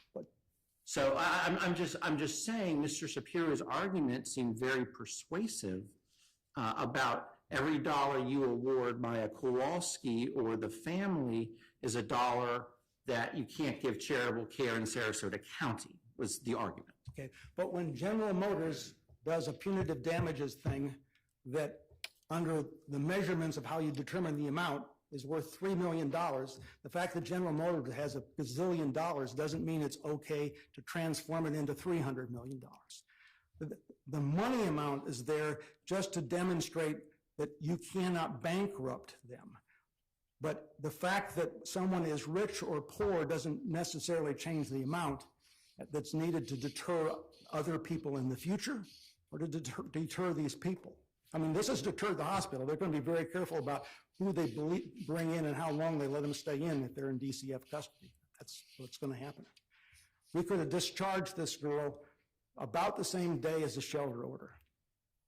If we'd let her go on AMA as they wanted, DCF would have filed it here in Sarasota County. The judge would have entered the same order. There'd have been a pickup, and she'd have been in Sarasota Memorial Hospital, and they would have been the hospital not giving her ketamine. That's all that would have changed. Well, let's be clear, because when you say nothing else would have changed, are you suggesting that some other hospital would have battered Maya Kowalski? Are you suggesting another hospital would have falsely imprisoned her? Those are issues that had nothing, that did not flow from the DCF proceeding.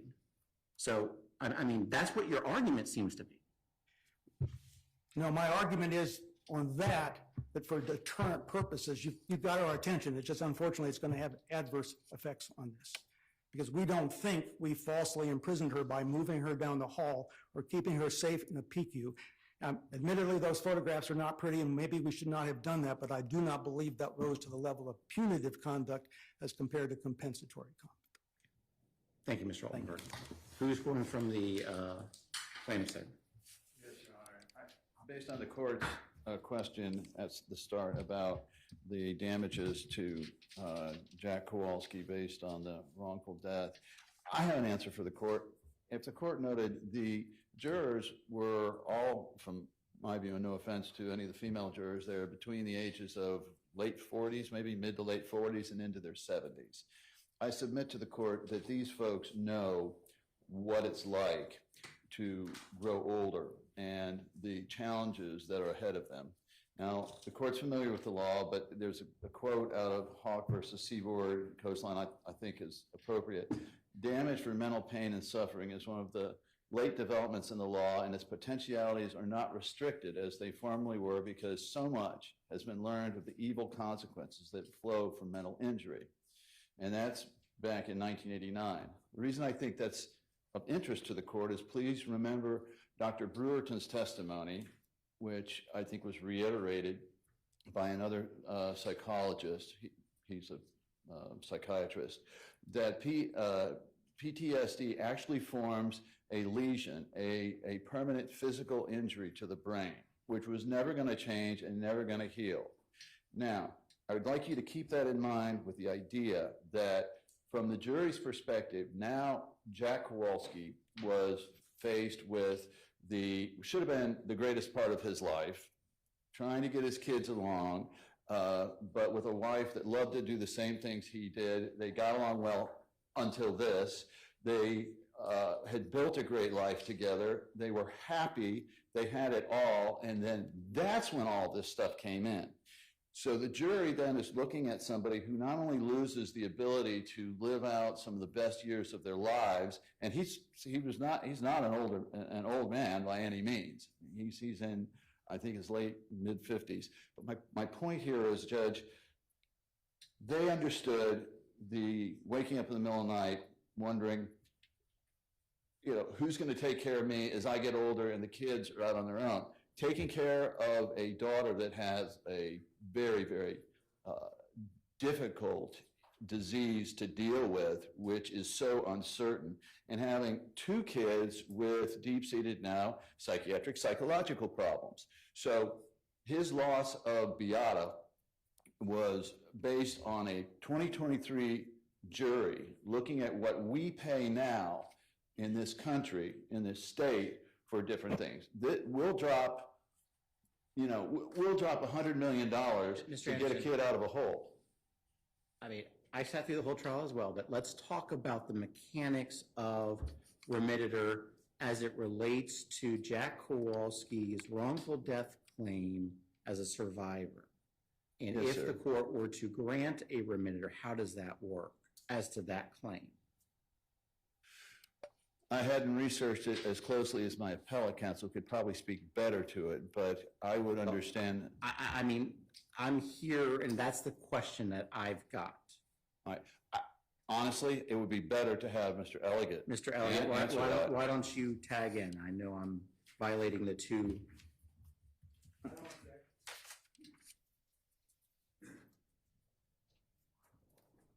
Thank you, Your Honor. Of course, we don't think there should be a remitter. I know, But I know. But I'm having to deal with all sorts of. Yes. I mean, if we find that there was, a new trial necessary, we don't even get here. Yeah. It's.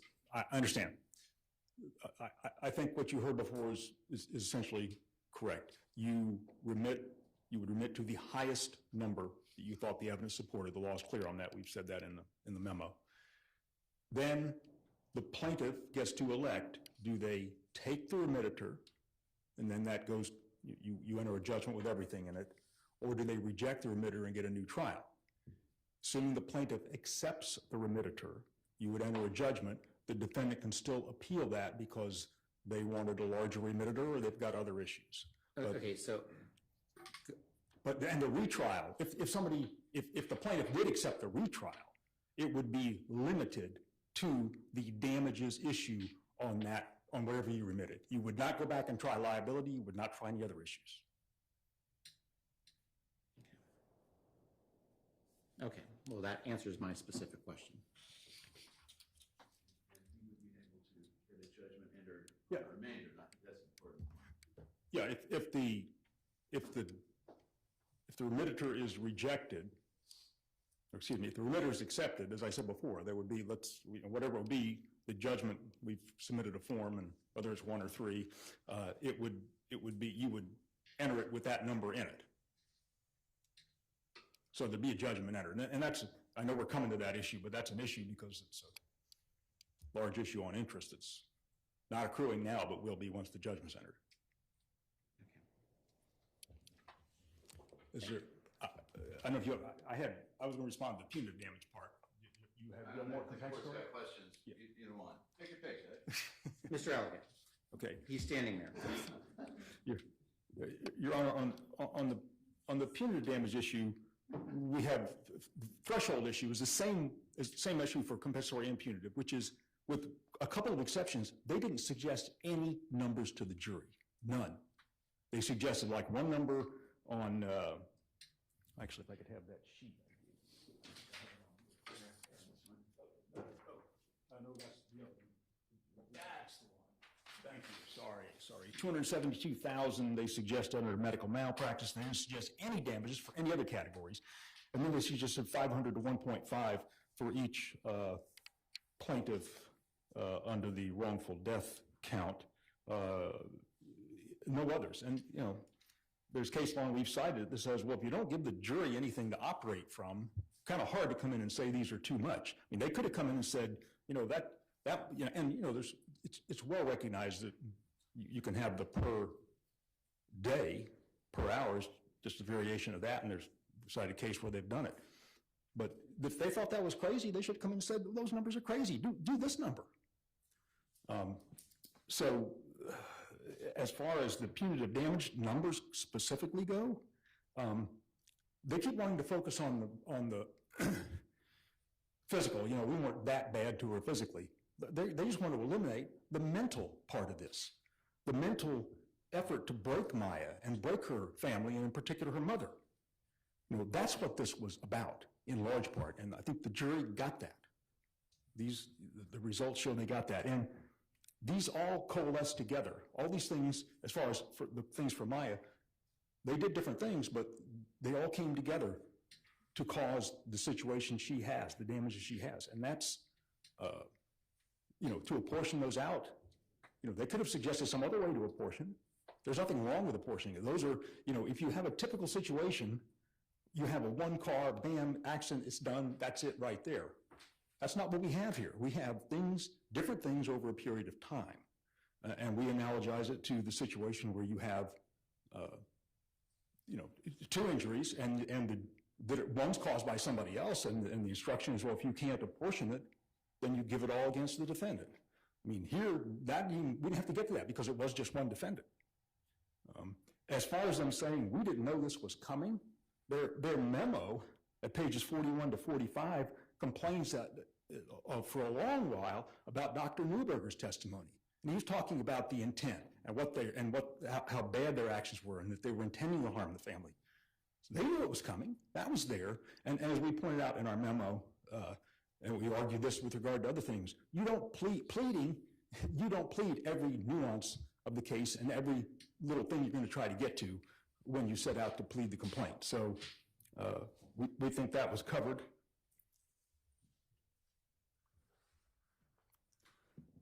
Do you have any other questions on? No, sir. Pardon? No, sir. Okay. Oh, well, I may have one more thing. Let's see. Oh, yeah. Well, I think you made this point, which is you've got 50 million. I mean, part of the test on the punitive damages is how it compares to the worth and will it deter it. And you have to have a larger number to deter somebody, you know, with $1 billion in assets. So that is appropriate there. It is not. I mean, no. Thank you. Mr. Altenberg, any brief rebuttal? A couple things, and I'll just be very brief. As far as specific numbers, I know you're supposed to make the suggestions. I wrote the opinion, and we did make the suggestions. The reason I filed the transcript yesterday to show my objections up front and what Mr. Shapiro did is that we did suggest numbers for one of the false imprisonments that we thought was important to do. We suggested a number for medical malpractice, and we suggested up to, I believe, $4 million for the wrongful death case. So we did put those numbers in there. The people who didn't put numbers in for Maya are the plaintiffs. They come and say, well, we can use this whole ball of spaghetti again and just tell them to throw it out however they want. Well, I'm sorry, but twice the jury instructions told them those cases are to be tried separately as if they had been tried all by themselves. And then on every single set of instructions, the standard instructions tell them to award damages for this claim, and for the amount for this claim should be reasonable for this claim. And so for them to walk in here without any case law authority at all and say, oh, we can just say, oh, the total damages for these 5 torts are $1,007,000, and therefore you should just kind of fill in those lines any way you want to. That's not appropriate argument, but it was an artifice, it was a false statement of law, and that's what impacted this verdict. So we need to have a new trial because of that. On the specific intent, even if I'm wrong that they didn't need to plead specific intent, keep in mind all they pled was willful, wanton, malicious.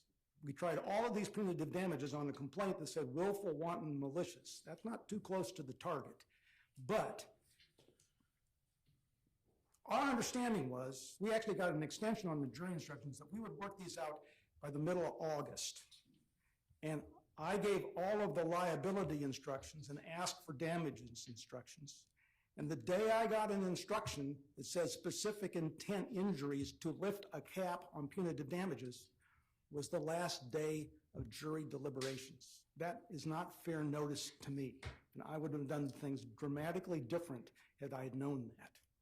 Frankly, I wasn't in the courtroom when Dr. Neuberger testified, and I didn't read that stuff till after trial. So I don't think any of that counts. Thank you very much. Now, the next topic we're going to go to, and I'm going to preface this by it assumes that we get to the point of entering a judgment. No one should assume that a judgment is going to be entered, because I still have to deal with juror misconduct allegations, the motions for new trial, all the way down. So I understand that this is more of a discussion as to mechanics, but let's talk a moment. Assume a judgment were to be entered. Is it a single judgment? Is it 3 judgments?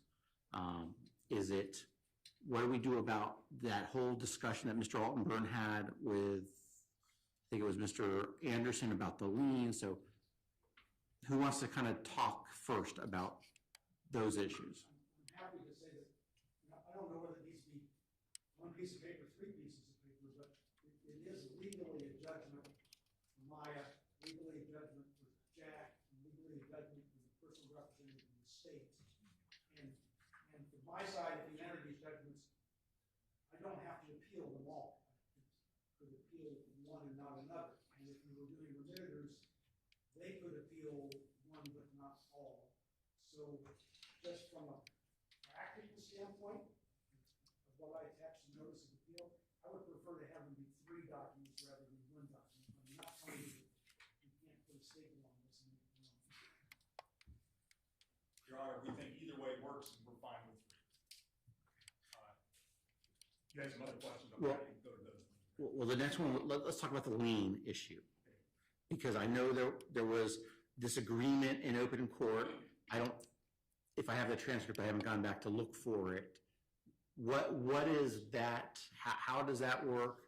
And then also, because sometimes I'm asked to put the insurance carrier on the verdict form as well. So talk to me about those issues.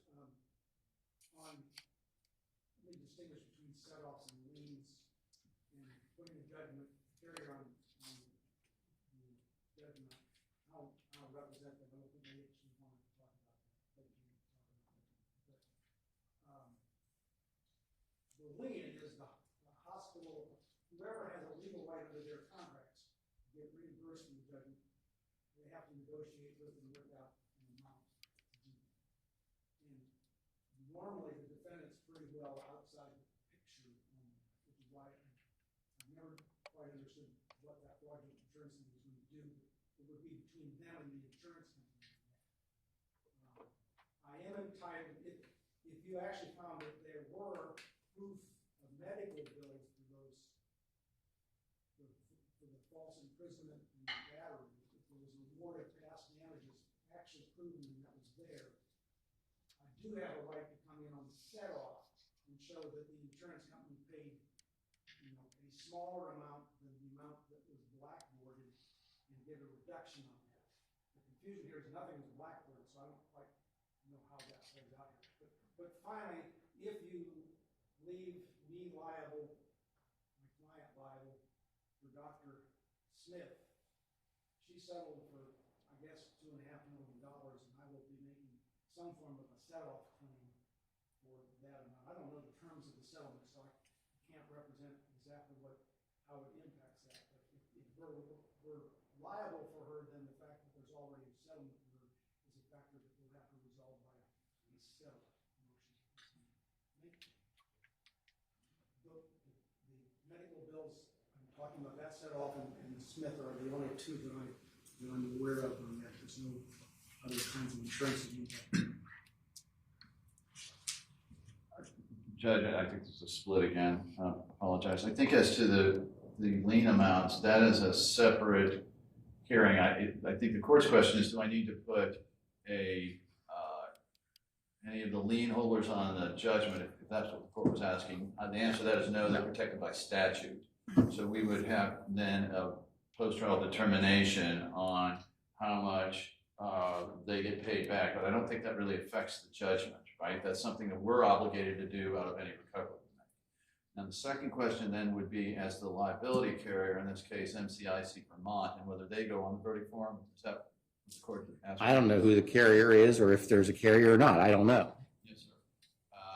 There is, and the law is that under the non-joinder statute, that once a verdict is reached, then they may be added to the judgment.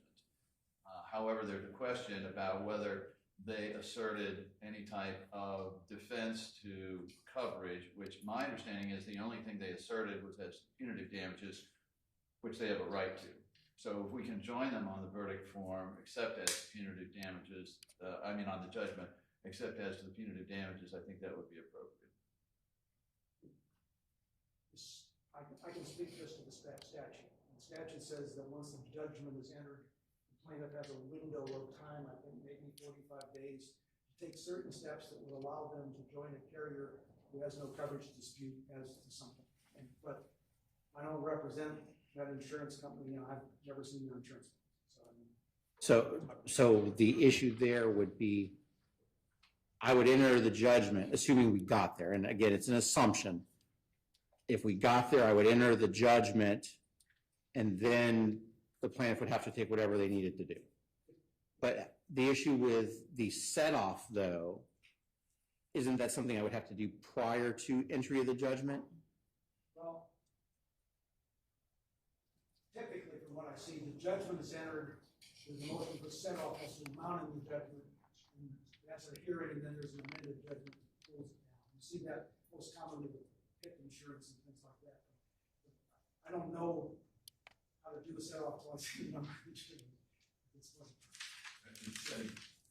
You all know that whether you pled set-off and specific as to which party and amount? I know I pled that I had a right to set off the amount for the settlement. I know earlier you did. Judge, I think there's some issues that need to be handled there, but that would be a process of post-entering a judgment if it was necessary then to reduce it. The entry of an amended judgment, I think we could probably find a way to do that without burdening the court with any more hearings. I mean, that's a pretty mechanical process. We know how much it is, so. You get into a bit of an appellate timing issue because want to make, we would probably have to appeal a judgment and then have a relinquishment just to be safe because of the amounts of this to resolve the setup. But there may be a way to do it from a preliminary order of the court. I'm not sure about that. The other thing I would point out, Your Honor, I've never had to do this before, but if one of these judgments is more than, I believe it's $50 million, we get this point where there's a cap on a supersedious bond to stay the judgment pending appeal, and that might require, the parties can't resolve that, which maybe we can, that might require some additional resolution. That won't stay the appeal times, but will probably still be an issue. That's upon filing a notice of appeal, then to preclude execution, then you would post a supersedious bond. I agree it's capped. What I don't know is capped per party or it's a total cap, but that's something that I don't think we have to worry about bringing before the court, either is or isn't by the statute. So in our view, Judge, you would simply enter a judgment based upon the amount that the court determines, again, not prejudging where the court's going to go on this. And then if there were a need post-trial for an amendment, then we can take care of that. But to us, it's extremely important that we get a judgment filed, obviously, because interest and other needs. Am I correct in saying that interest does not begin to accrue until the court enters a judgment? Or is there a period of time post-verdict that interest would accrue? Well, that was an issue as to pecuniary and non-pecuniary, as to whether there's prejudgment interest on the liquidated amounts, which would be the past wages and medical bills. Did we determine that? I don't think we're asking for interest, John. All right. So then it would be simply from the date the court enters it. Obviously, we would prefer to get it entered sooner than later, because we are talking about significant amounts of money. And Your Honor, one thing I would add on the insurance adding issue is, I guess I need to look back at the statute. I thought the insurer had to be added by the time of the judgment. I didn't think you could go back and do it That was my understanding. within a window afterwards. So we need to look at that, because that would also impact whether that was going to be done. So we'll look at that right away and let you know. I don't have the statute with me, but I'm confident that it's done after the judgment by separate, because you actually have to serve them. So we just need to look at the statute, Judge. Well, here's my thought process. I will let you all know sometime next week whether we're going to have a juror interview. I am not going to rule on any of these other motions before I resolve one way or the other the issue of juror interview. And if I grant a juror interview, I will not rule on any of the downstream motions until after I resolve that juror misconduct allegation. So I'm not going to enter anything until after that issue, because to me it's more of a threshold type of issue. So, you know, I ordered a full transcript the day after the verdict, and I'm not complaining, but they wanted expedited excerpts, a bunch of them. And so the court reporter has been doing all these excerpts. I think now is about the point where she can begin to fill in everything and start doing a transcript from day one to the last day. I'm sort of optimistic we get that by early January. Now,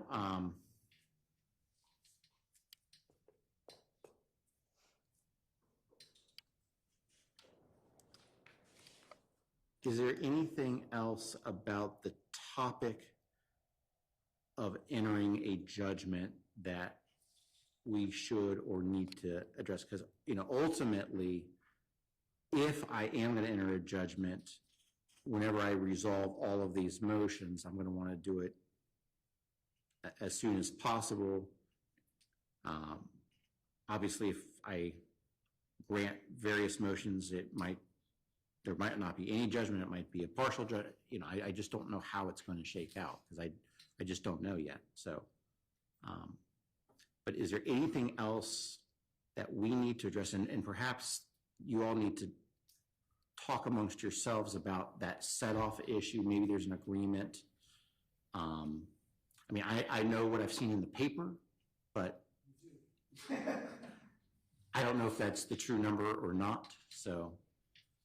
From our point of view, Judge, the only thing we can ask is the court set a timetable that say, by midweek, as the court stated, I'm not trying to put any deadline on your ruling on the juror issue, but by midweek, we submit whatever answer we come up with on that point. I don't want that part to drag out. Wait a second, the answer, are you talking about the insurance issue and whether to add? Yeah, my hope is that you all can knock that out here in the next few days and just let me know whatever it is. Now, I'm assuming that there is a question of confidentiality relative to the settlement with Dr. Smith and her entity. So you're gonna have to figure out how we're going to communicate that information. Yeah, and the question is a matter of public record because of state, being part of a state organization. And everybody knows basically what it is. Well, I mean, We'll tell you. right, but at some point, someone's going to have to formally tell me what it is. And you can't just pick up the phone and call me, because we don't do that. You have to file something in the court file or somehow come to an agreement on how it's going to be done.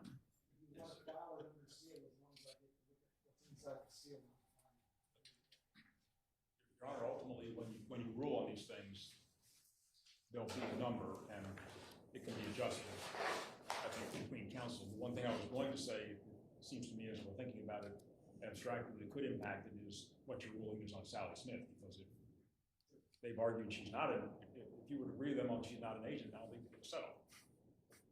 So is the plaintiff now saying she's not an agent so that we don't have to worry about that if I get there? I didn't say that. I'm just saying, if you agree with that, I think they wouldn't get settled. Okay. We can get a settle, just want a new call from medical malpractice. Okay. Look, let's just refocus in here. On the specific question about, I will tell you this. No matter what, assume for the sake of argument, I say there's no juror interview. I'm not going to make any ruling before Christmas, okay? So that gives you all of next week to figure out these other issues, and then you can figure out how to convey it to me. Does that answer Mr. Whitney? I think it was Mr. Whitney. Did you have the timing issue, or was that Mr. Elliott? Not me, Your Honor. Oh, well. That's good, Your Honor. Okay. Does that time frame work for both sides to figure that out? Right. Well, Mr. Altenburn, I see you're packing up. We still have other things on the agenda. Actually, Your Honor, if you're ready to move to that one, on the sanctions. Before we go there, I want to make sure I've closed the door on anything having to do with the abstract discussion about the potential entry of a judgment. So is there anything else on that issue? Not for the plaintiff. Okay, so we are now going to move to the next topic. Your Honor, And- as far as the back and forth on the, let's call it the hospital jeopardy type issues, we've agreed between us to defer that, if that's acceptable to the court. Well, let me go over a couple of things first, because that's just one issue that we have labeled a sanctions issue. You know, I recollect when I was assigned this case a few years ago, I came in and there was a lot of sanction motions that were pending, were being filed, and rightly or wrongly, and you know, I basically started out taking the view that I'm going to push sanctions off to the side as much as I could, and I dealt with some. And I had promised you all, both sides, that after trial, if you wanted to light each other up on sanction motions, I would make time for that.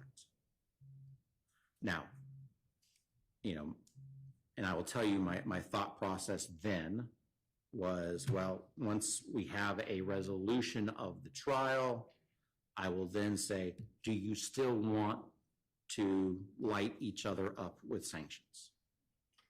And I made that offer, and so ultimately, if the answer to that is yes, I will keep my word on that. Now, I do know that the question of sanctions is going to be impacted by whether there is a new trial in whole or in part, because then we're back into trial mode. So I get that, but what I need to know from each side, and I don't need a final answer this moment, is are you all going to want to pursue sanctions against each other for all the number of issues that have been filed? And then frankly, someone's going to have to come up with a roster of all of, I've got some that I know that I've put aside, but I mean, there's quite a few. And so, and it's both sides against each other, so it's not like it's one side only.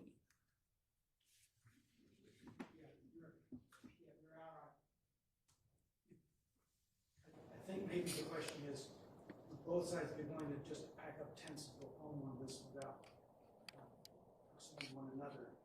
I don't have authority from the client at this point in time to do that, and I don't. Which is why I said I don't need a final answer right now. It's like everything else, we would be dropping things if they're not dropping things. So maybe there's a way to resolve this. We haven't talked about it, and I don't have time. I think we need to see the final judgment first, Judge, to make that decision and obviously confer with our clients. We would point out that we have proposals for settlement that at some point we'll be filing and pursuing fees from that. So Well, those tie into it. attorney fees for substantive claims is not what I'm talking about. I mean, this is, they're saying that you did bad, you're saying that they did bad, and, sanctions. So I see Mr. Hunter standing up, so I'll. I was going to make reference to the proposal for settlement matter. There are going to be some issues regarding the validity of some of those. I assume there would be. And there's also, in my mind, and I have not discussed this with Mr. Altenberg, and certainly not Mr. Elegant, but in my mind, if there's going to be litigation over sanctions or PFSs or whatnot, there's an issue of, if there's an appeal going on, there's got to be a relinquishment to deal with that. In my understanding, or at least there's an issue. So that may factor into all of this. Or maybe it's a collateral issue that I would still have jurisdiction. Maybe so. I'm not putting you on the spot, Mr. Altenburn, but. With potential confirmed jurisdiction, I don't want to tell you I know the answer to that. I think fees are collateral. No. Well, attorney fees are collateral. That's easy, but that's on the substantive claims. I'm not talking about a proposal for settlement, attorney fees. That is fundamentally not what I'm talking about.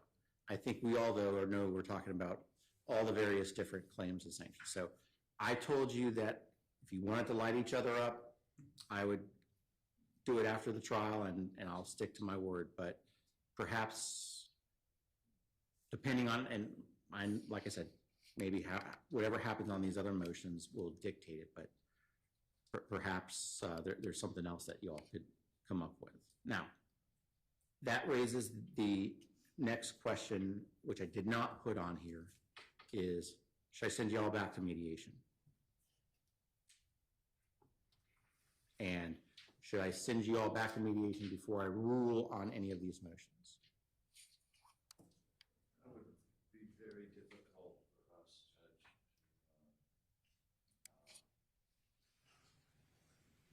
We'll make a determination on, we have been spectacularly unsuccessful thus far. Hopefully the verdict would change that. But I think that'd be difficult for us to do before we solve it. Judgment, from our perspective.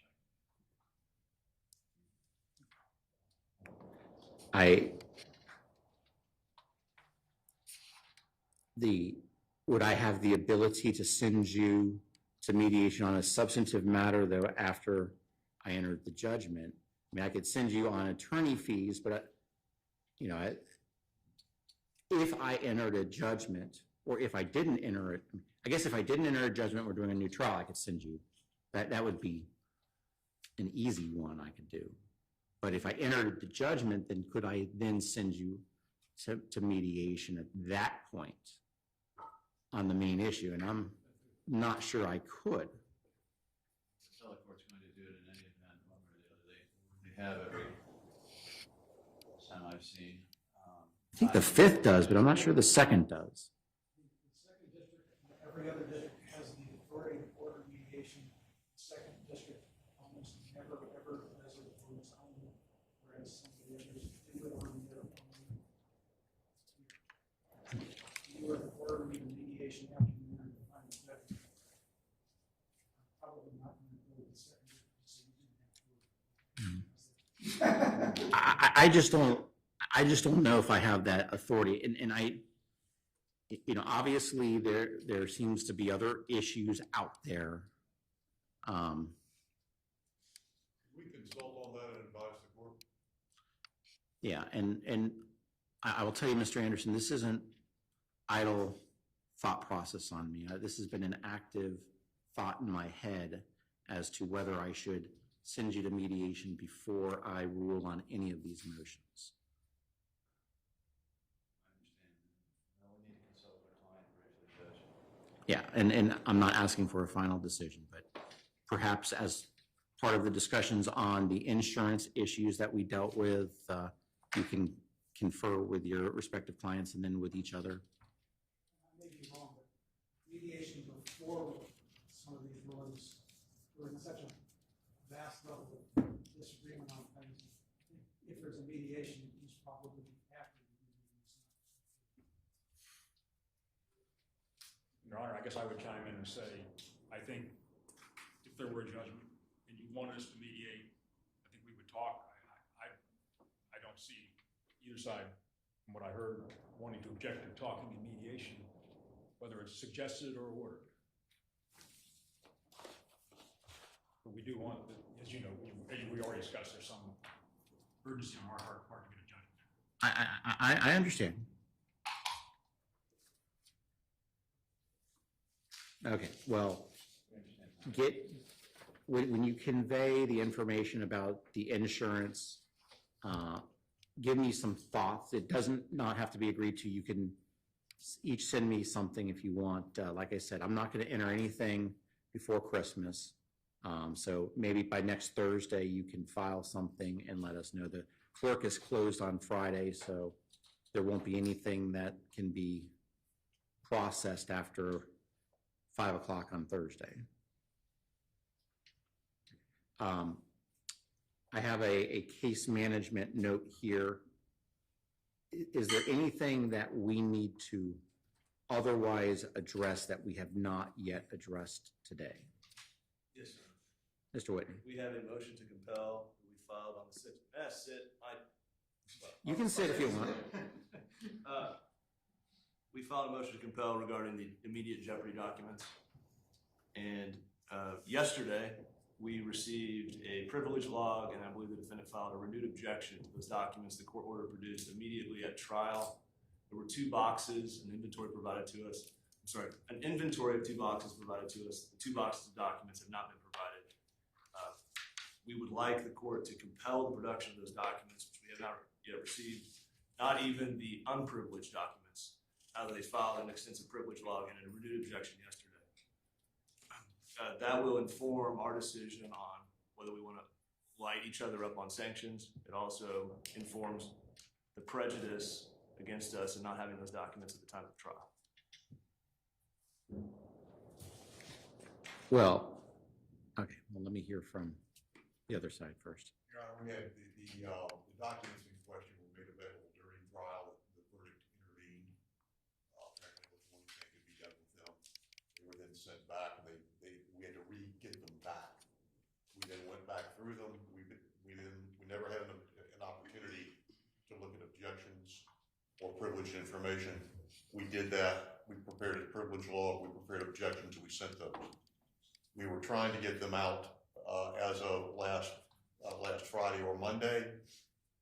I was out of pocket on Monday. Mr. Hughes got ill.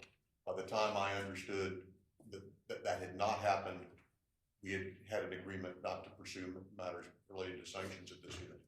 So the material that is not objected to, that was ordered to be produced during trial, can be produced if that is going to move things along. I can get that to council either today or Monday, one or the other. But beyond that, we persist in our objection. We would like to have a hearing on that matter as it relates to the sanction motion.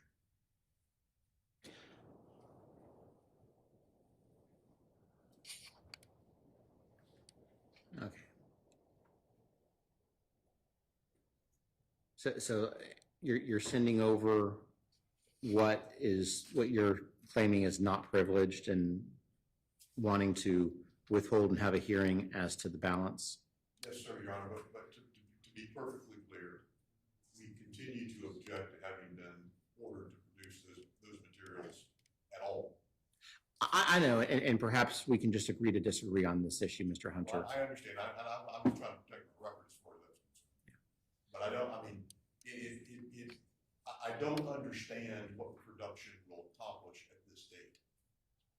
Be that as it may, we are prepared to do that if the court orders that, and subject to the objections that we've advised counsel on. Mr. Whitney, your side didn't file any motions for a new trial or editor or anything else, so why do you need these documents if the court ultimately enters a judgment without any sort of new trial?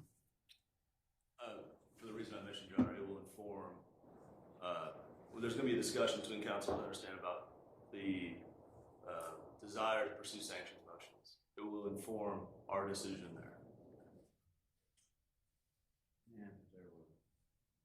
Why don't we, this is not a rule, and let me just throw something out and get both sides' thoughts.